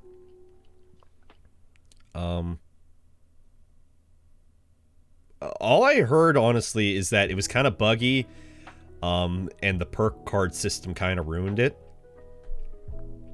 Chivalry 2. All I heard is that it's just Chivalry 1. Deathloop. Stop it. Far Cry 6. It's a Far Cry game. Returnal. You know what? If Deathloop weren't in every fucking category, I would vote for it here. Here you got Chivalry 2. It's called More Hell. Yeah, I'm gonna vote for fucking Returnal. Suck my eat. Best action / adventure. For the best action adventure game combining combat with traversal and puzzle solving. Resident Evil. Action adventure? Action adventure. Resident Evil 8. Combining combat with traversal and puzzle solving. There weren't a lot of puzzles in RE8 at all. I think the hardest puzzle I came across was trying to find that fucking door for that one house. It had like a red door or whatever. It's like, yeah, that red door house, or no, that red chimneyed house in the village. And it's like, which fucking one? There's a couple. Stupid idiot. It's already fucking dead. I've already explained my feelings on Ratchet & Clank. Psychonauts 2, I have not played it.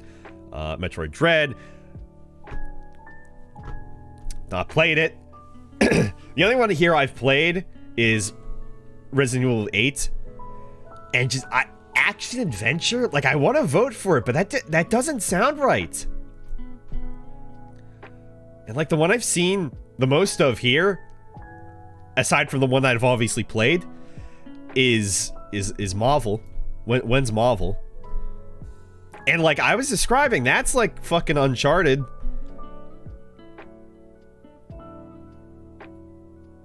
I may do a sacrilegious vote here, but I may vote for Marvel. Because action adventure just does not make sense with RE8. I mean, you're not, stuck going through a level linearly. Aside from like the village. Or no, sorry. The village is like the only thing that's like, fairly open. Everything else is kind of, linear to a point. It's like you can backtrack. Man, I miss RE8. It was a fun fucking game.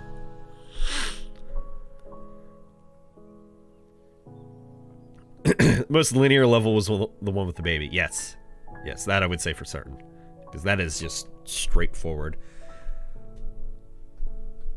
Yeah, there's not even any backtracking in that one.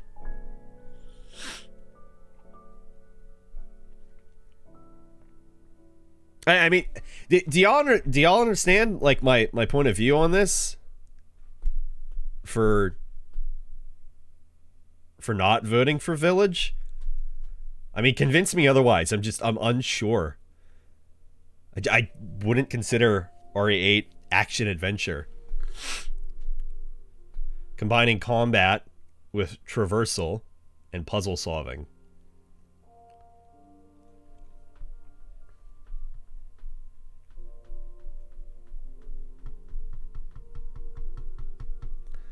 RE8 doesn't fit it. Yeah, I think I'm gonna go with Marvel. Because what I've seen from this, it does have moments where it's like all the shit just stops because you gotta fucking solve a puzzle, which not necessarily great design, especially if you take for fucking ever to solve it. But it's got some decent traversal. I love RE8, but god damn it, it's not action adventure and barely any puzzles. And just combat with traversal. It doesn't fit it. It just doesn't sound right. Best role-playing game for the best game designed with rich player character customization and progress, including massively multiplayer experiences. Where's the FF14? Is it because it didn't release this year? I had heard that they got rid of the RPG tag for Cyberpunk 2077. So I don't even think it's an RPG anymore. It's an action adventure game or something. They did? So that doesn't even count. I heard Scarlet Nexus was kind of bad. Also,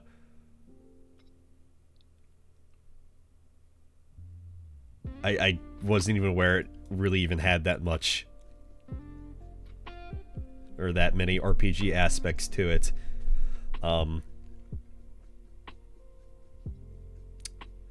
Isn't every game really just a role-playing game? You're inserted into a role. Scarlet Nexus doesn't let you make custom characters. That I know. You play as boy and girl. Tales of Arise.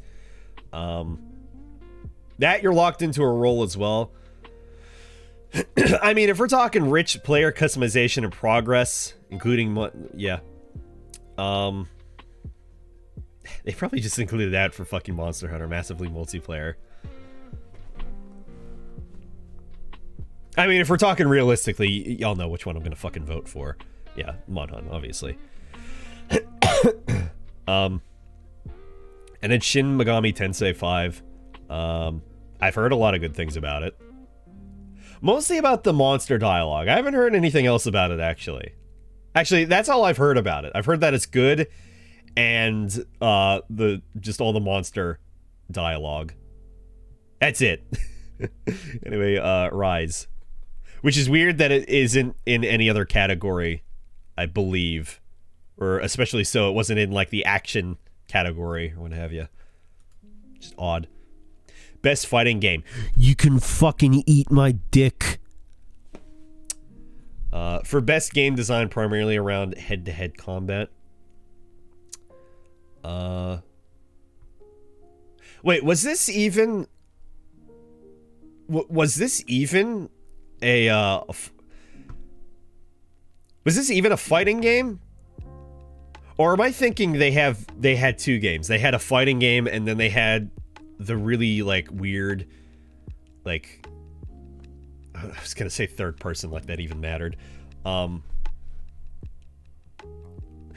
know, I can't even describe it, but point being, they had, like, two games that came out for Demon Slayer. I didn't think it was a fighting game. Yeah, I guess it must be, considering you got Virtua Fighter, Melty Blood here. I will never not be mad that this won Anime of the Decade, just because it released the fucking year that the decade ended. Reminder! My spite in pissy attitude will always be because of fucking Crunchyroll's stupid dumb shit. Oh, anime of the decade. I bet anime of the decade came out this year. Oh yeah, yeah, it's the best ever.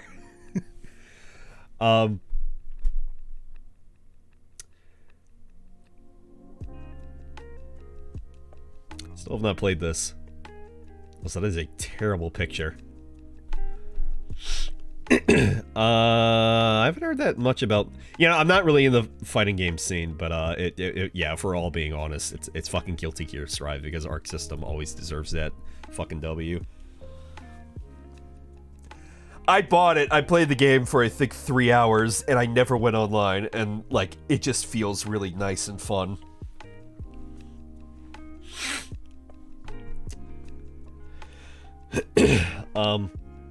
I will say though, in terms of the Nickelodeon one, kind of a shame. It feels like it fell off really hard all of a sudden. There is that Warner Bros. Game that's coming out though, and has like, you know, Shaggy and Rain Dog. Y'all heard of Rain Dog, the new character? Rain Dog.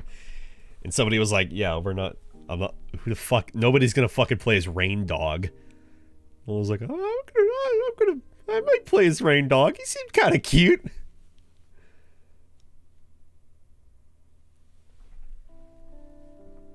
That's gonna be shot and you know it. Shit. Well, here's the thing. As opposed to Nickelodeon All-Star Brawl, which is like, I think $40, that Warner Bros. One is gonna be free. So like, why would you not play a game that's officially licensed to have Shaggy actually being an ultimate character? Free to play, exactly. Exactly. So I'm gonna try it. Because it'll be fucking free. Depending on where it is actually on. If it's on Epic, then no. Oh well. To be fair though, Nickelodeon All-Star Brawl is on Steam, so I'd be surprised if the Warner Bros. One isn't on Steam as well. Why would you put a free game only on one platform? It's a good question. Why would you put Grand Theft Auto Definitive Edition only on your shitty launcher that then doesn't work? It's a good question, Sharps. We may never know the answer. Best Family. For the best game appropriate for family play, irrespective of genre or platform. It Takes Two. Nintendo game. Nintendo game. Nintendo game. Nintendo game. I think I'm gonna vote for not Nintendo game.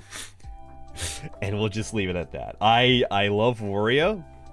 I own the original WarioWare, that fucking weird Game Boy Advance game that you had to like twist your whole console. It was awesome. I love that game.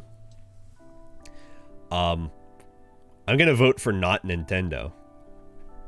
It Takes Two is not best family. Oh, I'm sorry. Family means more than two. Damn. Damn. No, I'm gonna vote for the not Nintendo game. Best sim/strategy. Oh boy! Let the backseat commence for the two people in chat who really love the fucking love the sim-strat games.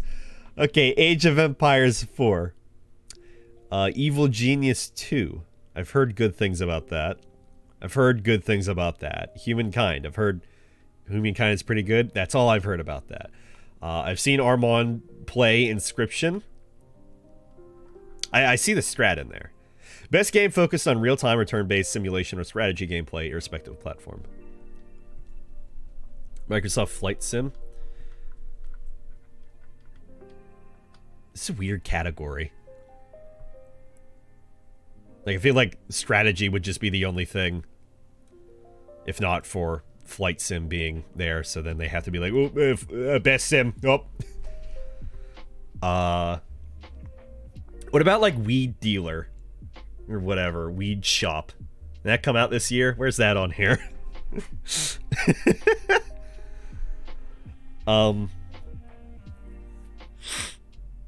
Yeah, it really is. Flight Sim was just mostly, oh, here's where I live. Let me dox myself and then crash a plane into my house. That was it. Yeah, I'm just gonna go with it. It's definitely not gonna win. If anything, it'll probably be lowest, if not second lowest for the votes. I'm gonna go with Inscription. That's the only game that I know on here, aside from, you know, Flight Sim, and again, this category just does not make sense. Best sports / racing game. Oh boy, we're getting into the shits. F1 2021. No. FIFA 22. That's a fucking joke. Okay, let me edit. Let me inspect the source and then get rid of. Yeah, let me just damn it, I can't get rid of it. It's all one thing.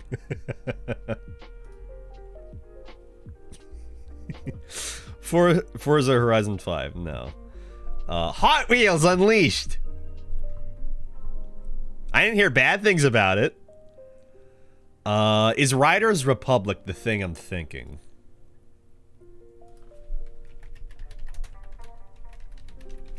Thinking of.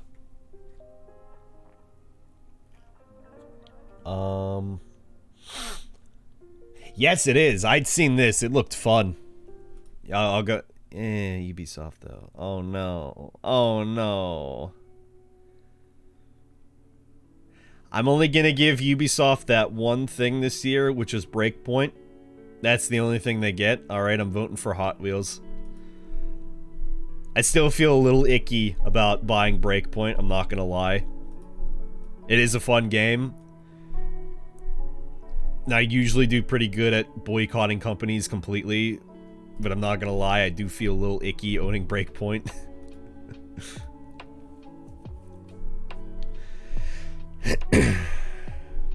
Hey, reminder, by the way, never buy anything from Activision Blizzard.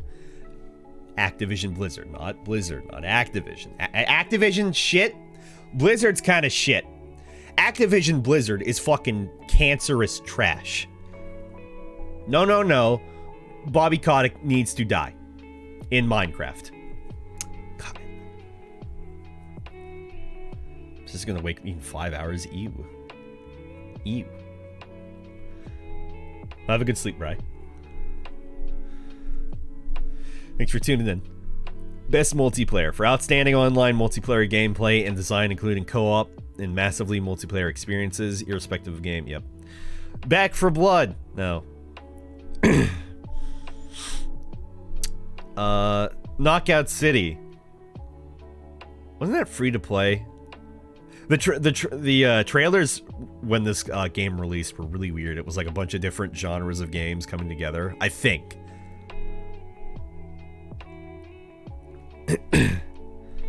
It Takes Two, Monster Hunter Rise, New World,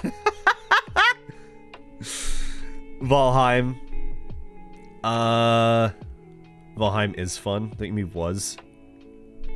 And by was, I mean when we last played, because as far as I know, nobody in our group has really played Valheim recently. Except for a few people.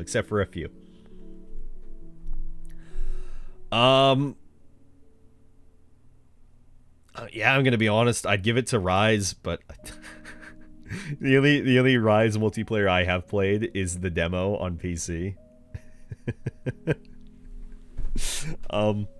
Because I didn't play any multiplayer on the Switch version upon release.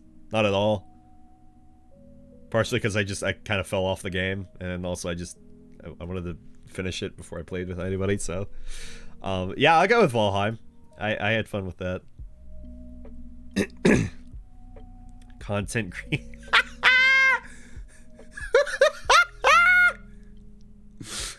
Who are any of these people except for Dream? Everybody knows who Dream is. For a streamer or content creator who has made an important and positive impact on the community. Yeah, fucking Dream. Yeah, he made an important impact on the community.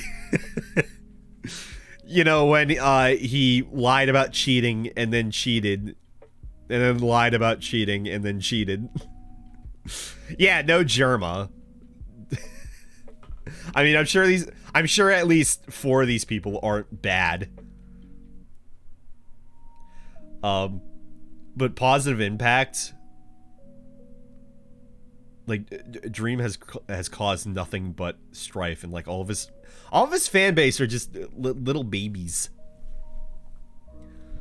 Germa who did a gaint. A giant Sim stream. Yeah, real life Sims. I still haven't watched all of that. Or really much of it. I've seen like a fart compilation of this. I don't know who Fussly is. Fusely? I don't know who Gaulas is. Ebi is the whiteboard meme man. Yeah, I see it. I don't know who Gref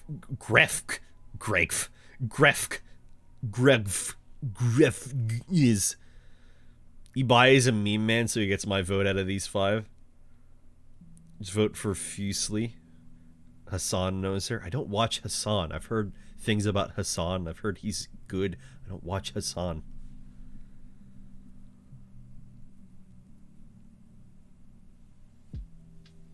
I mean, I don't have to vote for anybody, to be fair. I'll,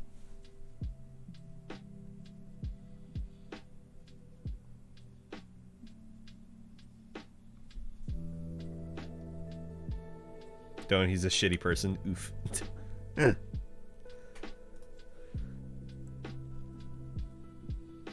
Opposing opinions in the chat.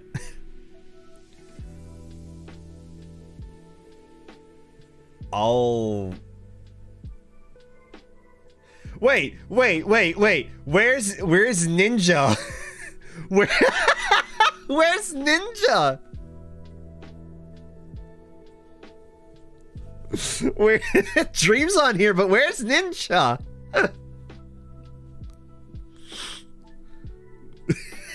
Nobody remembers Ninja. Ninja dead. Then fucking change your profile picture on Origin or whatever the hell it was. I'll vote for Ebi. I do enjoy the whiteboard meme. For like the little bit that I've seen it, because it's only in the one meme with the Powerpuff Girls. It's a memorial. My Origin profile is a memorial to Ninja. He tried to break the world record, the world record for flossing, and he couldn't. He cringed so hard and he died. Best debut indie for best debut game created by a new independent studio. I still don't know what the Artful Escape is, and I'm sorry. I may have heard of The Forgotten City.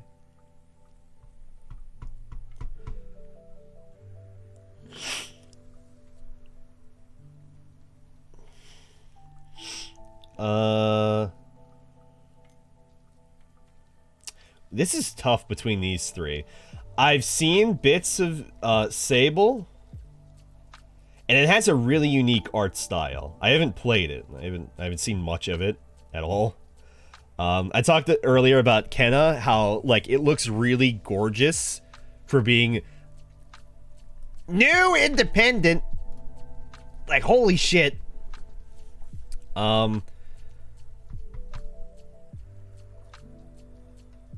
probably gonna pick Valheim though. I wanna say Valheim. I want to say Valheim, but I want to support the underdog, which would probably be Sable.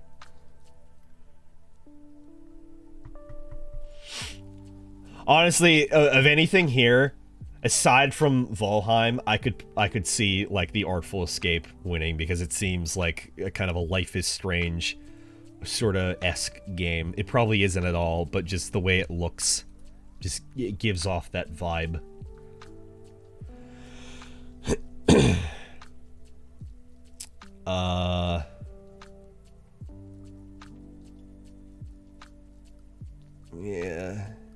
Yeah, I've only played one of these. Sorry. Most anticipated game, recognizing an announced game that is demonstrably illustrated potential to push the gaming medium forward. Oh yeah, let's go! Elden Ring 2 years in a row, baby! God of War Ragnarok. All right. Horizon Forbidden West, fair. The sequel to Legend of Zelda Breath of the Wild. That is very funny. The sequel to... the sequel to... And that game that, like, nobody's seen any actual gameplay of. Except for that one trailer that was apparently in-game footage. Wow. Presented by Prime Gaming. But where are they? Elden Ring 2 years in a row, baby! Oh, man, give it up for Elden Ring next year winning Game of the Year, and that is a fact. Presented by Grub. Why are all of these such low quality? Best esports game. Oh boy. For the game that has delivered the best overall esports experience to players, inclusive of tournaments, community support, and content updates, irrespective of genre or platform. Call of Duty Activision. Not a fucking chance in hell, bro. Counter-Strike, Global Offensive. Dota 2, League of Legends, Valorant. I feel like Valorant will probably win that.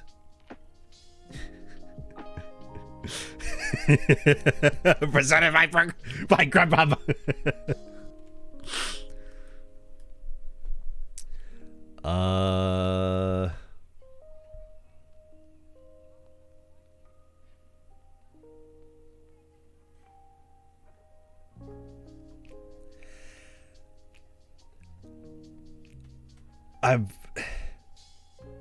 Okay, let me go through my thought process here. Call of Duty, Activision.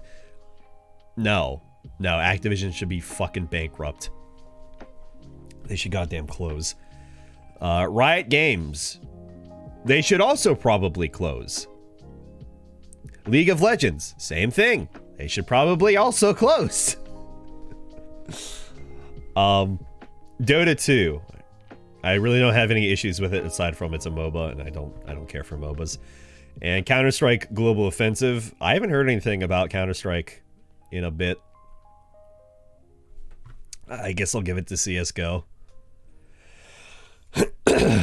Oh boy, yeah, we're getting into the really low in their categories that they're gonna say off like really as fast as they can. Grubhub gives you deals on the food you love. That kind of deals that make you boogie. Is Grubhub still doing those shit CGI commercials? I don't know. Probably not. They should keep doing them though.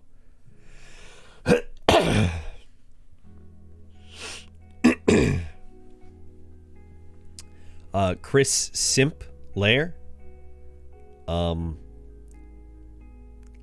Alexander Simple. How does this guy stream? Does Simp stream? How can he stream when his name is Simp? And Twitch was like, no.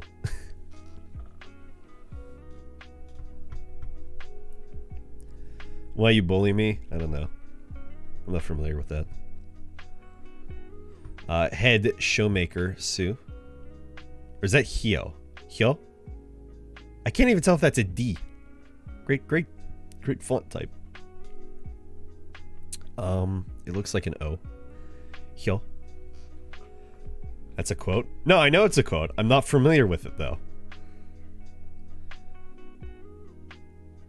You know that audio clip, Why You Bully Me? That's simple. I don't know that audio clip. I know it's an audio clip. I don't know it.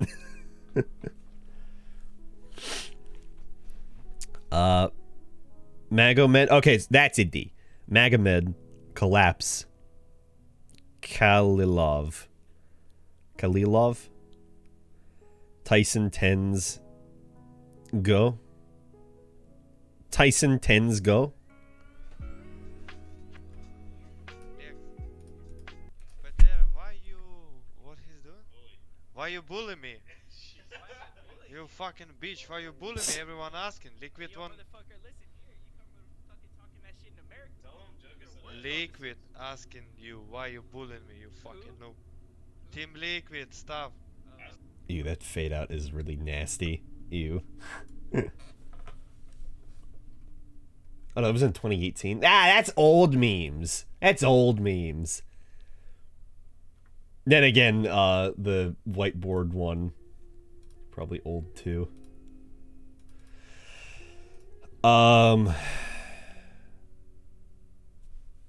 Sure, simple, I guess. He seems nice. Shit's older than that. Oh jeez.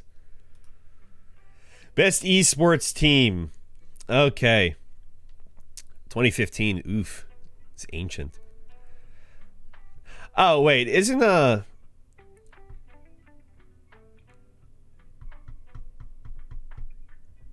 what is he actually posing with here? I'd heard these were like... Actually, I have no idea what these even are. I heard there was something. Moving on. Best esports team. Recognizing a specific esports team. Not the full thing. Judged the most outstanding for performance and conduct in 2021. Atlanta FaZe. COD. DWG KIA. LOL. XD. Natus Vincere? Counter-Strike, Go. Sentinels, Valorant. Team Spirit, Dota.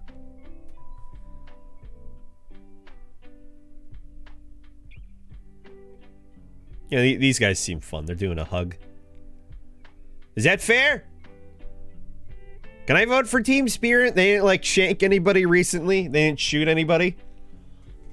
They didn't shoot anybody with like a gun, with like an assault rifle, and then like be not guilty. Like in the past today. Like in the past today, they didn't do anything like that, did they? That's my take on that.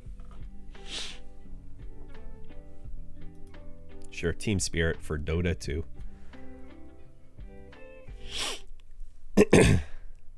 Cause look at all of them. They're like, yeah, we did it. Yeah, we did it. Hug. Yeah, we did it. Best esports coach. The esports coach judged to be the most outstanding for performance and conduct in 2021. Arat Silent Gaziev. Andrei Ink Sholikov. Andrei, I'm noticing a pattern. Andrei B1AT3 Biatti Horodensky. James Crowder. Thank you. Kim Koma Jong-gun. It'd be nice to know what they actually coached for.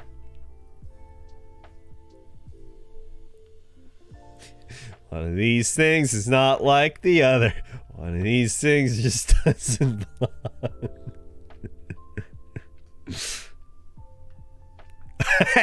K-Koma. I like him. He seems he seems like a nice, respectful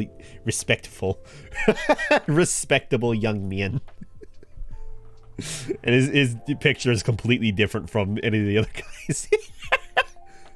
Serious. Bland serious. Concentrated seriousness. YouTuber. Suit and tie and somewhat smile.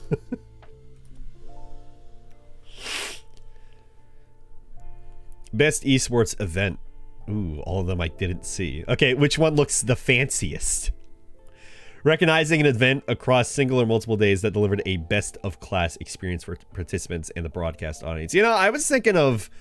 because Epic Name Bro mentions he likes watching esports. I was thinking of checking out an event at some point online.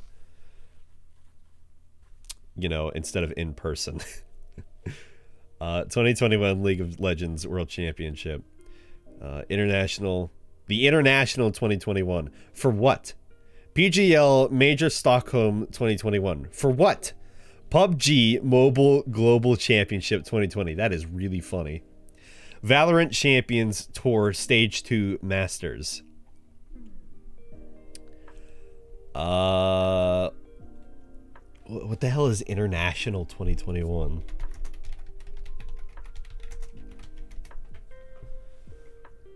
Dota 2. What is PGL Major Stockholm? CSGO. The others are obvious.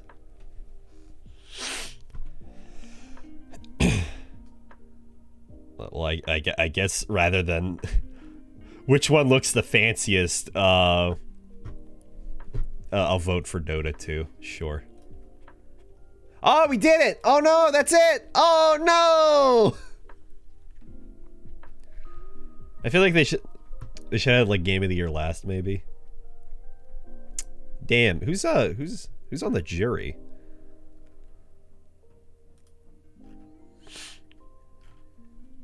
Nominations for the Game Awards are selecting by a voting jury of 103 leading media and influencer outlets across the globe.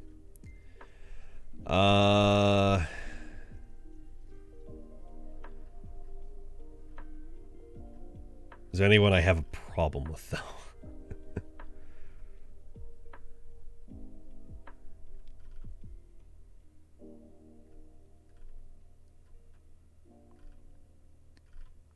No.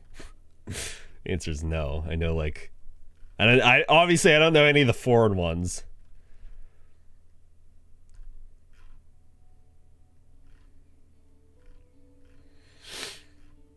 Yeah, there's a lot. There's a lot.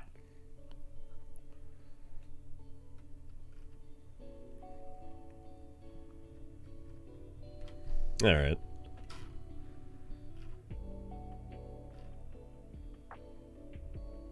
Like, obviously, I know some of the American ones anyway. Like, I'm familiar with.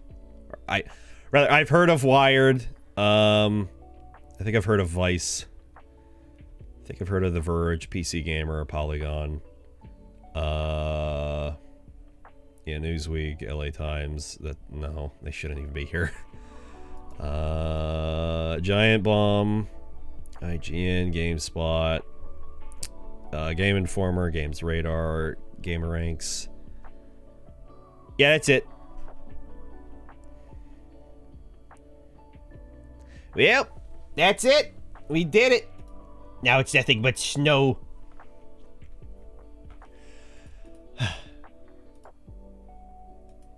Those are the nominees. Well, I'm glad I went through that. It is important to note, however, that the Game Awards mean nothing and they don't matter. The only thing the Game Awards really matter towards is indie games and indie studios getting the recognition that they deserve, or studios that genuinely put a lot of love and care into their games that deserve it, such as, like, you know, Sekiro winning Game of the Year last year, which I still can't believe. I don't remember what I voted for last year. I just remember being surprised as I walked in the door of my house late at night that Sekiro had won, and I was like, oh fuck, well, I gotta play Game of the Year award-winning Sekiro now, and it's been like a year and I still haven't.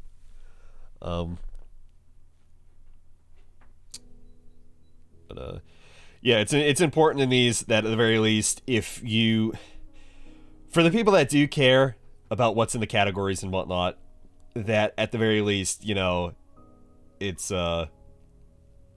like I said, those smaller studios are the ones that put love and care into their games get the recognition, as opposed to fucking Deathloop in like 7 categories.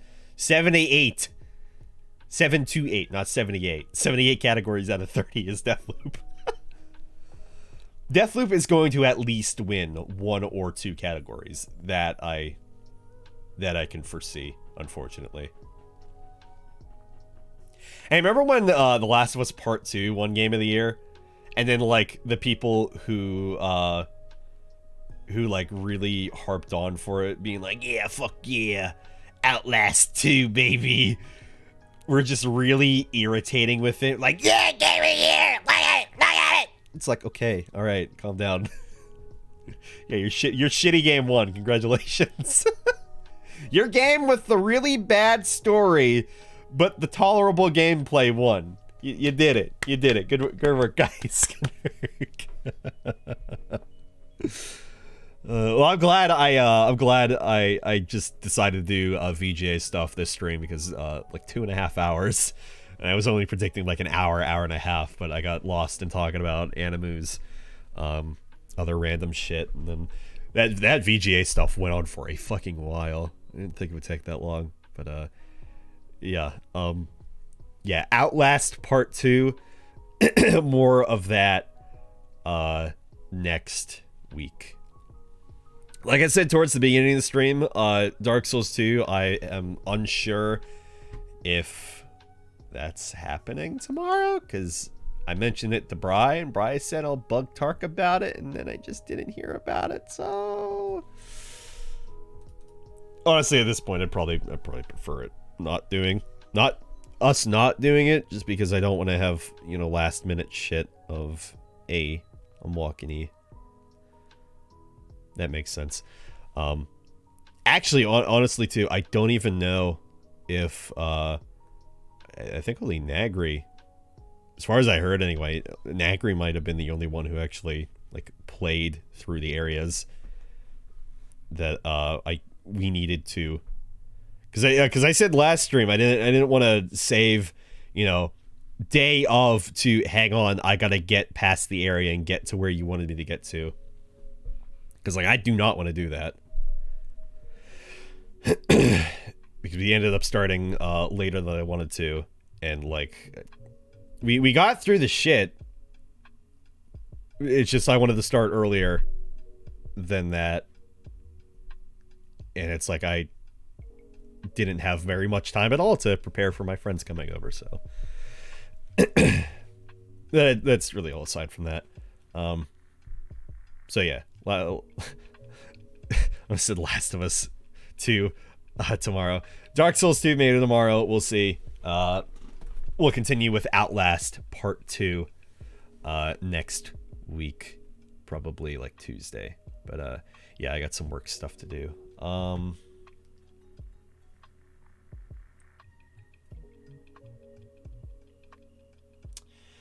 I'm not gonna lie, I do want fucking Chipotle again, and I really shouldn't.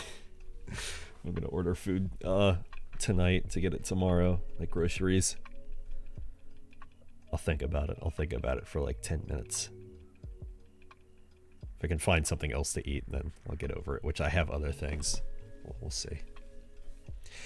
Anywho, yeah, that's gonna do it for me for today, though. Yeah. Thanks everybody for watching and tuning in. Like I said, I know this is a short stream, but I appreciate y'all being here, and was able to laugh at the nominees for the VGAs.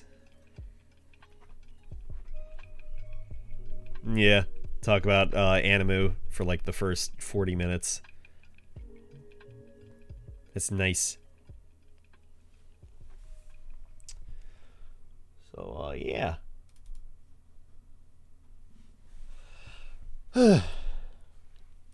If you like keep the if you like keep the date when I go live next, join Discord. Otherwise, follow me on Twitter. Notification when I go live next. And yeah, yeah, maybe later tonight I'll check out Ghost in the Shell. We'll see. Let's see how I'm feeling. A quick aside thing. I got back into. I said I was playing Bloodborne. I started a new character. Another new character. I now have 10 full slots. That's not great. Most of these characters haven't even been finished. I'm very good at that with Bloodborne. But I started a new character, and I'm feeling better about playing Bloodborne again since I restarted. I think that was just partially the problem. Doing I got an early Burial Blade, the Scythe, and mixing that up with a bit of Arcane. Because why not? Arcane's kind of fun. And that's it. That's all I got. Alright, to close this off, how about a little bit of fucking dick pounding action, baby?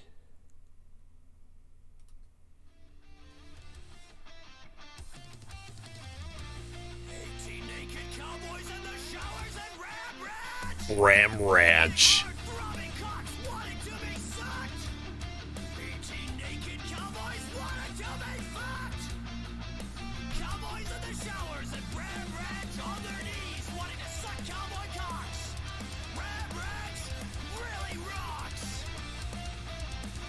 So anyway, don't forget to two-handed binoculars, and I shall see y'all next time.